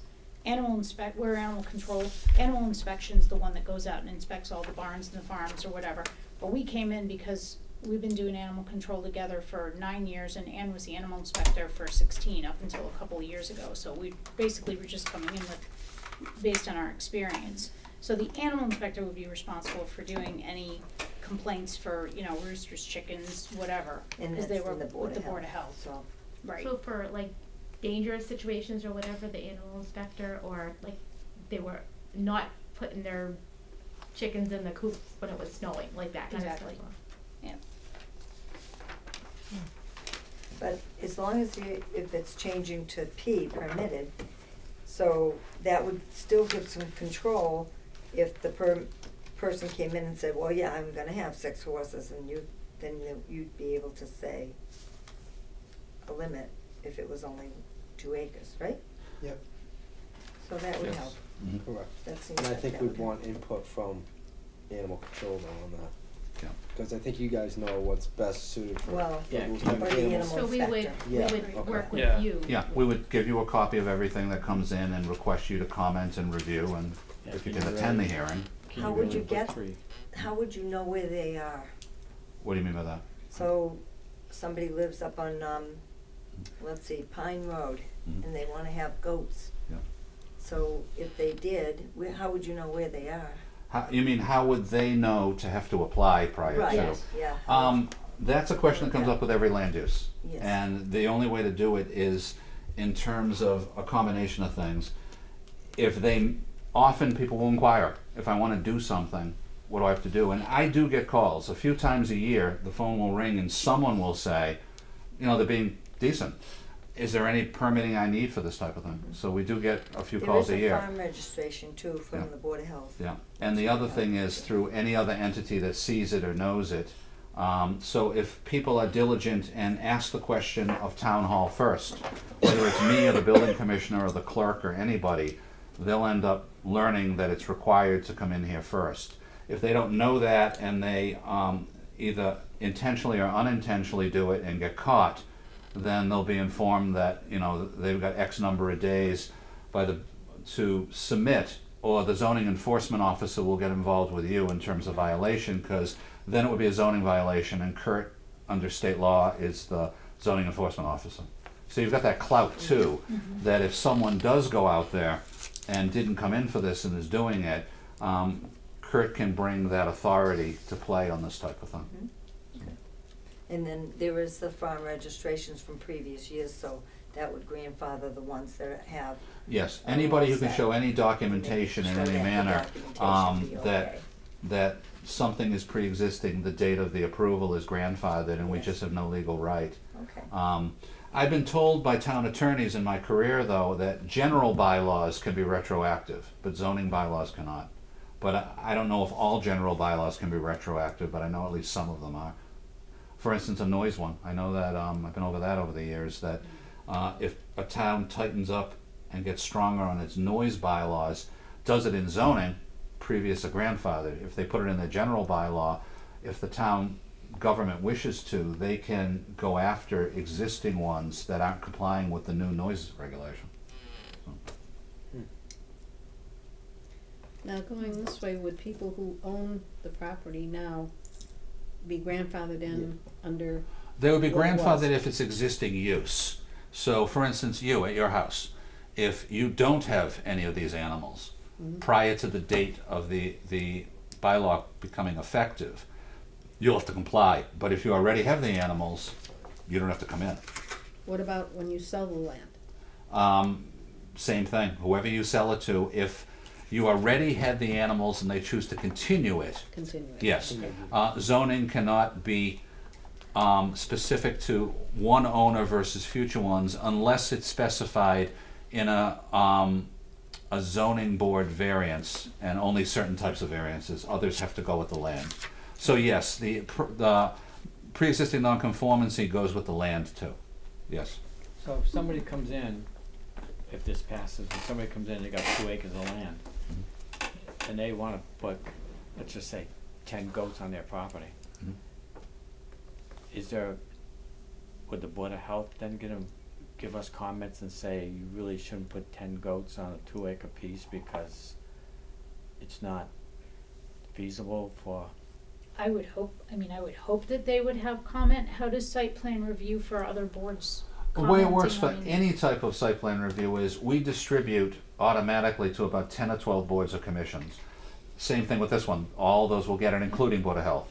And they have an opportunity by a certain date in the cover letter to respond.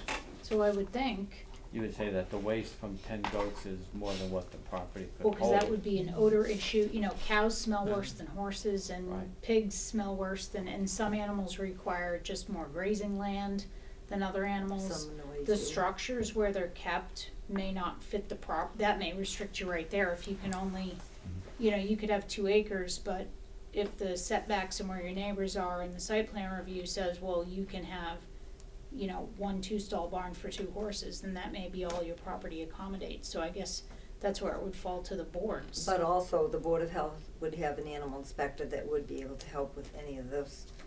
Would it be, like if you had long questions. skinny lots, and your neighbors are really close, even though you had the acreage. I mean, there's little things that will come up because Yes. now no matter where you put it, you're Yeah. so close to the, so I'm sure there'll be little issues, but Yeah, case by case, Yeah. layout by layout, you're right. Sometimes things will come up, sometimes they won't. Sure. I think some kind of change would be beneficial as we move forward. Is this something we wanna try to do for May, or do you try to do this for the May town warrant? Well, if you're asking if I'd prefer annual or special, I'd way prefer annual, to do it in an annual meeting. And I guess the question would be, are we, first of all, can we come to a consensus? Because I would think that at some point, we should talk to the Board of Health, because it's going to affect them. And, you know, where do they stand on it, and then decide if everybody's in some sort of consensus that it's a good bylaw and we think it can pass, then, I mean, a good change to the zoning bylaw and it can pass, then we bring it. So- And if we don't, we hold. I mean, we've been umpteen million years doing it the way we're doing it. I could call the Board of Health chairman and pull him into the discussion. Yeah, see if a representative wants to go to one of the meetings with you guys to talk about, to discuss. Well, it, I'd or rather they or come Matt here because Matt it's a comes here or zoning something. item. Yeah. So maybe if the chairman or somebody else wanted to join us 2 weeks from now to continue the discussion, or if he feels, yeah, we're fine with it, no, just keep rolling, you know, one way or the other. But now is the good time to start tonight this and to pull the Board of Health through its chairman, and I can call him, and if you want to go to one of their meetings, but because it's related to zoning, I would like, it's not being territorial, I would just like them to come on your agenda back on a zoning related item to chat if they'd like to join us face to face. Wouldn't we have to support the article? Well, the way it works is a couple of things. The planning board, yes, holds a public hearing and votes an opinion and presents the opinion at town meeting. Second of all, who would sponsor it? If the planning board sponsors it, then the board can just submit it after voting one evening at a board meeting.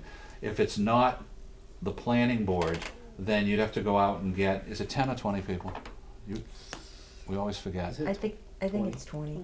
20 voters petition, and you'd be submitting it in your, either as a citizen or animal control, but only planning boards have the authority to submit without a petition. So frankly, if we're all Prefer working not to. together. I mean, I never really intended to go by petition. Yeah.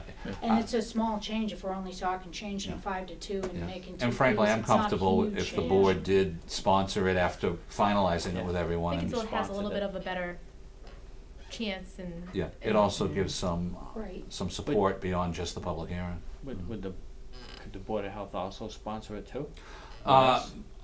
I'll have to double check chapter 48, but I'm pretty sure Board of Healths do not have that authority. But they can support it. I Yeah. think they could support Does that it. mean- But and to we- submit the we could warrant support article, it. it's, as a zoning warrant article, outside of the planning board, you'd really be looking for, any other entity would have to go out and get signatories and do a citizen's petition. It works that way. In timeline, we should be fine. right? Timeline is now a good timeline. This is a good time for any of these. Okay. So if we continue it to the next meeting, say after we reach out to the Board of Health, then I think you finalize it at the next meeting. And that allows this board to decide to submit on everyone's behalf at your next meeting and schedule in March probably a public hearing, even April, and then we're set for May in terms of the steps we take. And you would be comfortable with changing item number 1 and anything over 2 acres of land? To I be think able to- based on what Al said about, you know, the way that the growth is coming into town, I mean, you guys know what's coming better than we do. We're just, you know, you never react to anything until there's an issue. Right. So as the town grows, we're gonna get more and more and more people, because I'll tell you, backyard chickens are, you know, that's a Yeah. big thing. And if you have some chickens on a couple acres, that's not a big deal. But when you have a very small parcel and there are no restrictions and no rules, it gets very uncomfortable for the people that are around you. Well, that's what I'm saying, No. you're allowing people No. with 2 acres of land, Because we don't, with anything 2.1 over 2 we acres don't of have a land. problem with. to have whatever they See, want this without allows getting anything anything over done. two, I'm not by right. necessarily agreeing Anything with that under number, 2 site plan review. but I think we need a starting Yeah. point. So if the board is interested in discussing this and getting a dialogue going and having the Board of Health come in and talk about it and, you know, see if we can come to some consensus, that was my original comment, was that I'm not sure two's the right number. Right. But Al said that the lots that are coming in the subdivisions that are coming in primarily are less than 2 acres. So that's, it's a number. It can be whatever number we decide to pitch at town meeting if we even get that far. You get nothing in that middle, it's a donut hole, literally. I mean, developers are business people, and they go by minimum or close to it, and then occasionally someone will come in with an A&R on a big piece like, I want privacy, 8 acres.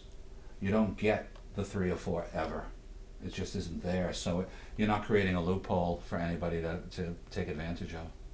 And I think too, with the site plan review, if the planning board has the authority to make it restrictive as far as the number of animals, I don't know if you can restrict the type of animals, but, You can restrict the type it would be according better to, than what we have now, that's for sure. you can restrict the type according to what's described in the definition which we read. Right. My own personal opinion is, along with Patty, that if you take the chicken thing out, I think you're not gonna get the 2/3 of town meeting. Well, I wouldn't necessarily take the chicken thing out. The chickens aren't the problem. The roosters are the problem, Yeah. is the Yeah. crow. The large animals, Mm. as far as 2 acres and being allowed to have pigs, that's pretty Yeah, stinky. yeah, So right. kind of like I said, I don't have a position one way or another on the number 2 or what animals 2 and 2. I'm just throwing things out there for discussion to think about. If someone comes in and they have their 2 acres, they have a permit, they wanna do, but we usually discuss, kind of everything is open discussion. I mean, that's something we could ask, are you planning on getting, what's your rooster situation, you're gonna, like, how, so they have long skinny lots, flexibles, and they're really close, we could have a little bit of say. Oh, they'd be about- required, mandatory in the site plan to be specific with you. I am coming in, I'm proposing X type of animal, X number of them. That has to be part of the application. And when you see that in the public hearing notices you get and the decisions from other communities, the planning board will vote and say, for instance, condition number 1, site plan approval is limited to 1 goat, 3 chickens, and a rooster. I mean, you get that specific in this thing, and I know it's a little humorous, but just like Lisa said, communities are suburbanizing and urbanizing, and this is becoming routine, and we are one of the last ones not to have something. I remember reading something, I think it was the town of Leicester, the person wanted to have 2 horses on their property, and the zoning board, the planning board gave them permission, but they had to put the barn on a certain part of the property. I think it was Leicester, and they were only allowed to keep 2 horses because of the lot size. That's exactly what you're managing, location and specificity. So we could say, where are you gonna put your manure pile? Exactly. Yeah. And I Where's think your that- chicken coop gonna be if you're gonna have a rooster? Because they always say that roosters crow at dawn, but they really crow all the time. All day the long. time. All day long. So, is there also a saying, so we say you can have a rooster, is there any stipulation where we can say, well, if that rooster starts being one of those crazy roosters and we have 6 calls from the neighbors twice a day, is there anything like that that's in there, or? Not really. See, that's where you need to reach out and get your Board of Health involved. Planning Board has to look at this as in the generic manner of how you manage zoning and land uses in general, and that's not land use management. This is about layout of physicality and such. That's more of your world and the Board of Health's world. I'm doing a job in Dudley right now, and I can hear the rooster. It's okay where I'm working in this lady's house, but I wouldn't want to be 4 or 5 houses closer to it, because it's very faint, and like you said, it is all day. long. It's And very they do it all loud. night And it too. wasn't disturbing to me that day, but if I was 2 o'clock in the morning. 2 or 3 when houses it's really closer, quiet. With the I'd windows hear open more at of it. night Yeah. and. Yeah. My neighbor had a rooster, and he's not close to me, but I can hear it. I want to give Michelle a call So- in Leicester because they've been doing this for a while, and I'm curious to what degree her board feels they have authority on allowing or not allowing that through zoning. Because my understanding from everything I've read or learned over the years is, again, if it's allowed in the bylaw for the type of animal, you wouldn't be differentiating male versus female type of thing, which, you know, if it's poultry, it's poultry. Yeah. But the Board of Health may have the authority to do that from their piece of this pie, so to speak. So you're building a strategy in a couple of different ways. Planning board within our authority and world on zoning, yourselves and Board of Health within your legalities, and it's more comprehensive, and you get it done, you know? What about little rooster muzzles?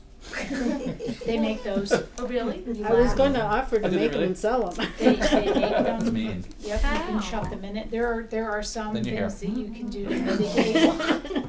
But for Don't the they have most an part, you know, if you're on a SPCA, half an right? No. acre and you've got a rooster, For kids. everybody Everybody knows you get a rooster. everybody knows. So. A lot of times, when I was the animal inspector, I could go to that neighbor and say, listen, you know, your neighbors are upset. And a lot of times the people would be, Yeah. oh, I'm gonna get rid of them now, I don't Yeah. wanna, you know, and then you get some people that would be like, too bad. Yeah. My kids really wanted a donkey, but because I heard how loud they were and that you could hear them for like 8 miles, I said my neighbors will No. really, they'll be very Go upset, so we fish. decided. No, I have two, they're Yes. not that loud. They're not.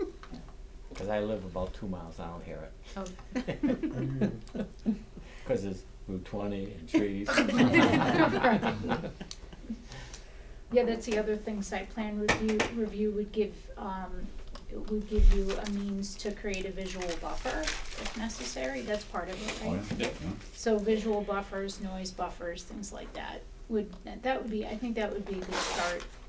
You know, I mean, I don't wanna be super restrictive either, I like my property how it is, and if I wanted to have a few chickens, you know, I've got plenty of land for it, but I could easily right now plop 6 horses in my backyard. Mhm. And it wouldn't be good for the horses, No. cause I don't have enough room. Right. You know, Okay.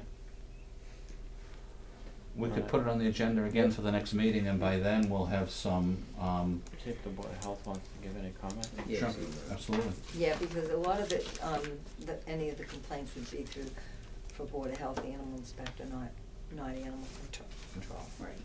I'll give the chairman if you'd like a call in the morning. Yeah, Perfect. yeah, call that. Sounds good. Okay. Great, well, Thank you. thanks, All right, thanks for coming. Thank Thank you, guys. Thanks from us, Alright. you know where to find Touch me. base between now and the next meeting, I'll give you a holler. Okay, Yeah. will do. Thanks. And then, just quickly on a few of the other potential warrant articles, because we're getting to that time of year. Again, we had talked, we had sent in the letter to Central Mass Regional Planning to adjust the PDA boundaries to our new zoning boundaries from the last town meeting. And yesterday, the town clerk received the approval from the Attorney General for your 4 warrant articles from the October town meeting. So that's all official now.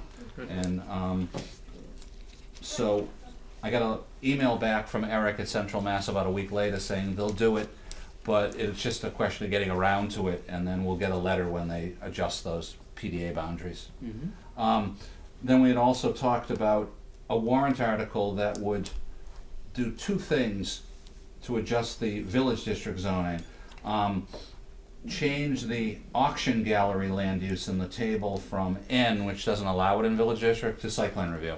And that would fit in with the ideas of people like Kenny LeBlanc, that maybe in the future they could get a tenant for an auction gallery, and kind of related to what you see in Putnam, things like that. And also, just section 5.7, flexible development, the cluster bylaw in the zoning bylaw. When you look at the zones we allow cluster in, it's the agricultural zone, the R40 zone, and the RSE zone, and that's it. Well, it made sense not to include it in the village district when we wrote it a few years ago, because it was smaller, but you just added 400 acres, some larger pieces. Maybe the Miller property, the Overlook property might someday do a smart growth, mixed use cluster. And that would be really nice to add that into the use table, change that from not allowed to special permit like all the other clusters. That could be one warrant article, because it's all related to village district. So that's something to maybe at your next meeting, if you'd like me to draft up something to look at. And the other one is the idea that 2 different people have said, and one of them was here tonight, I should have asked him to stay if he had the time, Larry McKissick was one of the 2, about we don't allow in any manner in the bylaw, since it was written in 1987, any type of via site plan review or not, commercial storage facilities. A few people back in '87, one particular board member just didn't like them, from what I've heard anecdotally. But the world has changed, and you see that through site plan review, you could do some nice ones. Larry would like to amend the bylaw to allow commercial storage facilities via site plan review in the IG industrial.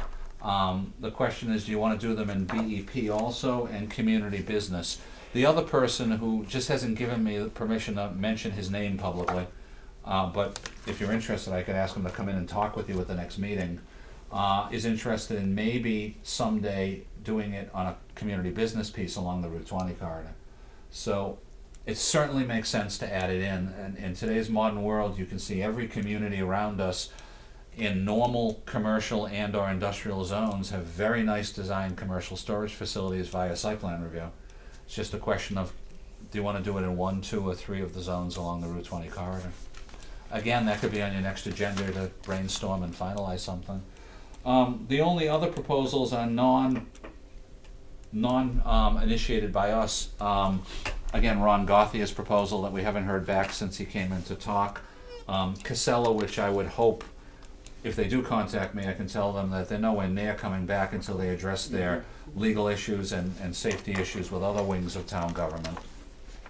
And then, again, they haven't given me permission on cable to name the company, but we have a very creative manufacturing proposal on Route 20 that was looking to amend the bylaw for allowing accessory retail and industrial so they could have a small 2,000 square foot retail area with their industrial. I suggested they talk to Mark Grabowski, who was the guru, who wrote the handbook of mass land use and planning.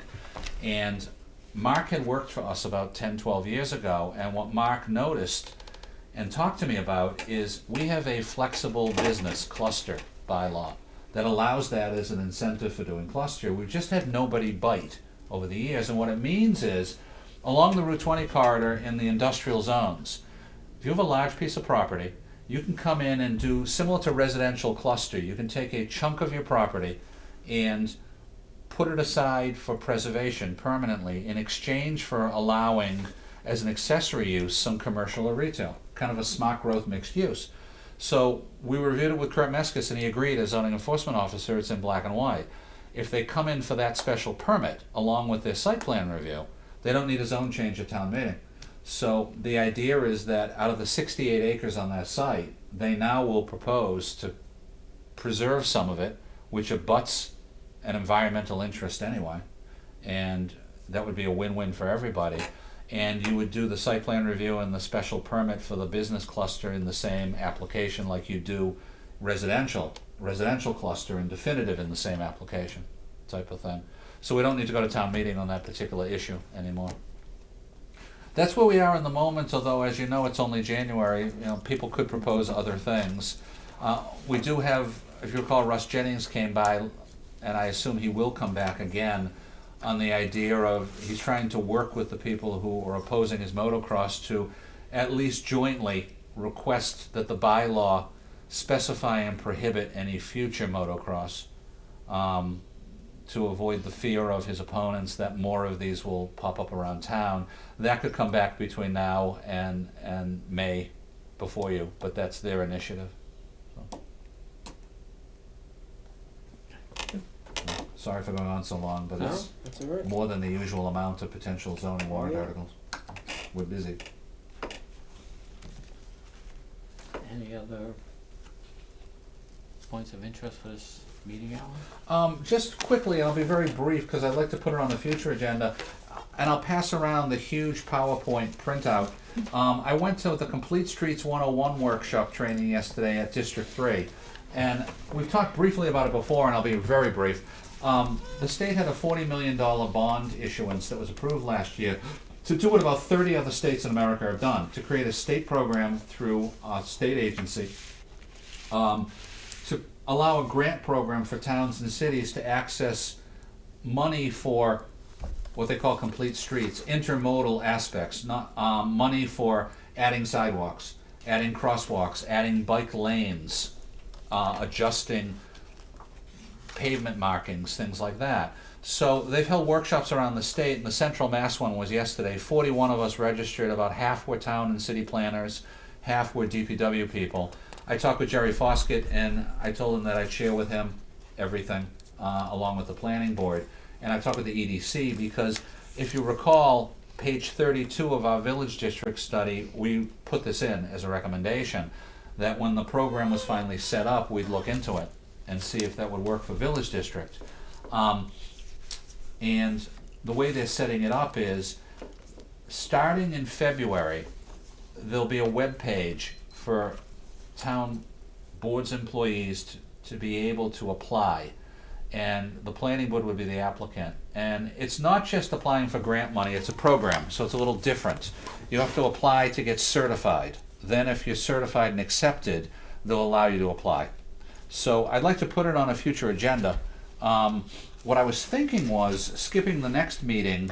For one of our February meetings, whether it's the first or second one, Mike Andrade and Bill Scanlon are back on your agenda to present the work they've been doing on the PATH grant across from Bay Path. So Bill was there with me yesterday, and we were sitting together, and I was thinking that would be a good time for me to look further into what they went over yesterday. And Bill and I would both be available that night to go over more details with you and see if you want to apply for certification, get accepted as a Complete Streets community first. Then if you're designated as a Complete Streets community, you're eligible to apply for grant funding. There's not much money statewide, even though the bond issuance is $40 million. Year one will be $6.25 million statewide, year two will be $6.25 million, and they haven't planned beyond that yet. So you're competing across the state. But one thing they liked about us, they went around the room at the beginning and said, why are you here? What brought you here? What are you interested in? So I briefly stated, we completed with Central Mass Regional Planning our village district plan, and it was recommended to look into it. And Eileen Gunn, the director of the program, said 3 or 4 times during the afternoon, we need you to do what Charlton did as part of your certification. You need to have a plan. If you don't have a plan, you can apply to us for grant money for a consultant to work with you and create a Complete Streets plan. But she said, for instance, if you've got something like Charlton, you don't need to do that. So she looked at me and said, you can go to step 2 of putting together a Complete Streets certification application to get designated and include the plan right in it and save some time and save that step. So there's a lot of work there. I brought it up at today's department head meeting, and one reason I brought it up is because they said the bad news is there's no design money. It's strictly for construction. So they said, for instance, for sidewalks, you'd have to pay for your own design and submit it to us. So someone asked yesterday, what did you recommend for where we get our money? And they said, well, Chapter 90. So I looked at Jerry Foskett and he said, yeah, right. You know, it's difficult to consider that. Robin Craver had a very good suggestion, though. She said, when the planning board submits its budget, submit a request for adding to the 5-year capital improvement plan for the town a line item for design for sidewalks for potential grants. And that's one way to maybe try to find a funding source for the design element of it. I have no idea, and I thought I'd talk to Mike Andrade at Graves, but maybe you know, not to put you on the spot. Say you were designing several hundred feet of sidewalk for a design to get a money from the state. What do you think a cost of a design is? It depends. It all depends on, Yeah. on where you are and what's involved. Easements and slope Yep, and this and that. exactly. Yeah, it's a good point. But I thought because they'll both be here that night when we talk about it, Mike Andrade will be here too. I can talk to him ahead of time. Maybe he can give us some input that night, type of thing. If we get that 3-cent gas tax. Oh, yeah. Yeah, that's right. We'll see. Every option can be looked at, I guess. Yeah. You're right. Yeah. I said it with a straight face. Mm. Yeah. But yeah, it's worth pursuing and seeing if opportunities open or not. But I thought that February meeting would be good because both our engineer and Bill, who's a consultant we've used, have been here, will be here with us. So, and we'll make copies of that for you in the near future. It's thick, so from yesterday I just brought one. They showed a slide presentation for about an hour and a half of communities that are cutting edge on all of this. and obviously Amherst and Northampton. But the leading community in Massachusetts for complete streets before the state set up this program is Somerville. Somerville is like nationally known for doing their own complete streets with the same standards, and when they redesign a street, when they repave a street, adjusting the lanes for bike lanes, adding sidewalks through a program they set up that they fund on their own. You know, things like that. So it's kind of interesting. And some of those pages are from some of those communities. I just have my list. I'll be as brief as possible. Okay. Again, I mentioned for one of the 2 February meetings, the Path Grant project of what they're working on plus this. We received the updated set of assessors maps from Central Mass Regional Planning, so our maps are up to date. A couple of upcoming site plans that are coming in. Again, the Route 20 manufacturer we've talked about, they're working as fast as they can. I have a few more working meetings with them and our engineer in January. And I think by the end of January, beginning of February, the site plan will be submitted for that Route 20 project. And we'll schedule a public hearing. We also have a few more solar in the pipeline, and we have 2 8,000 square foot buildings along Route 20 that we've talked about before, from 2 different entities that are working as fast as they can to get their site plans prepared. So that's all coming. I just wanted to give to you, you already saw that the annual report is asked by the end of February, so I'll draft something for you for a future agenda. But I also wanted to give you, today we received from the Selectman's office the annual packet in the usual format for budget preparation. So I'd like to put that on your next agenda for January 20th. And I think I did 4 in that direction and 2 in this direction. So I'll list it as an agenda item and put it in your packet for 2 weeks from now.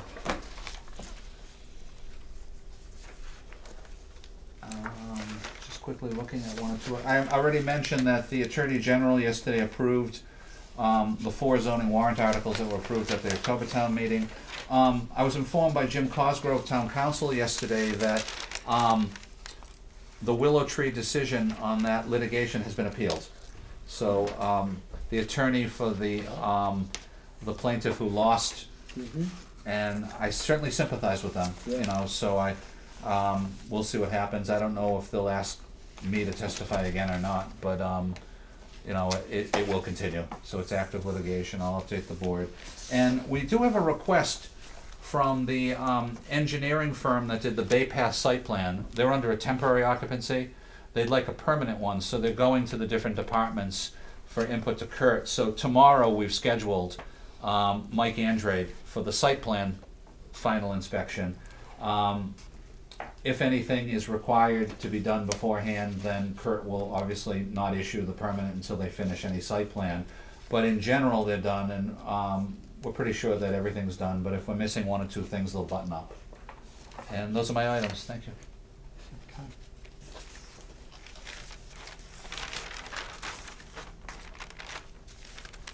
Anybody got any comments we'd like to discuss until we conclude? I think so.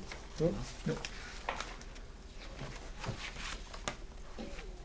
Do I have a motion to close out tonight's public hearing and planning board meeting tonight? So moved. Second. All in favor? Aye. Aye.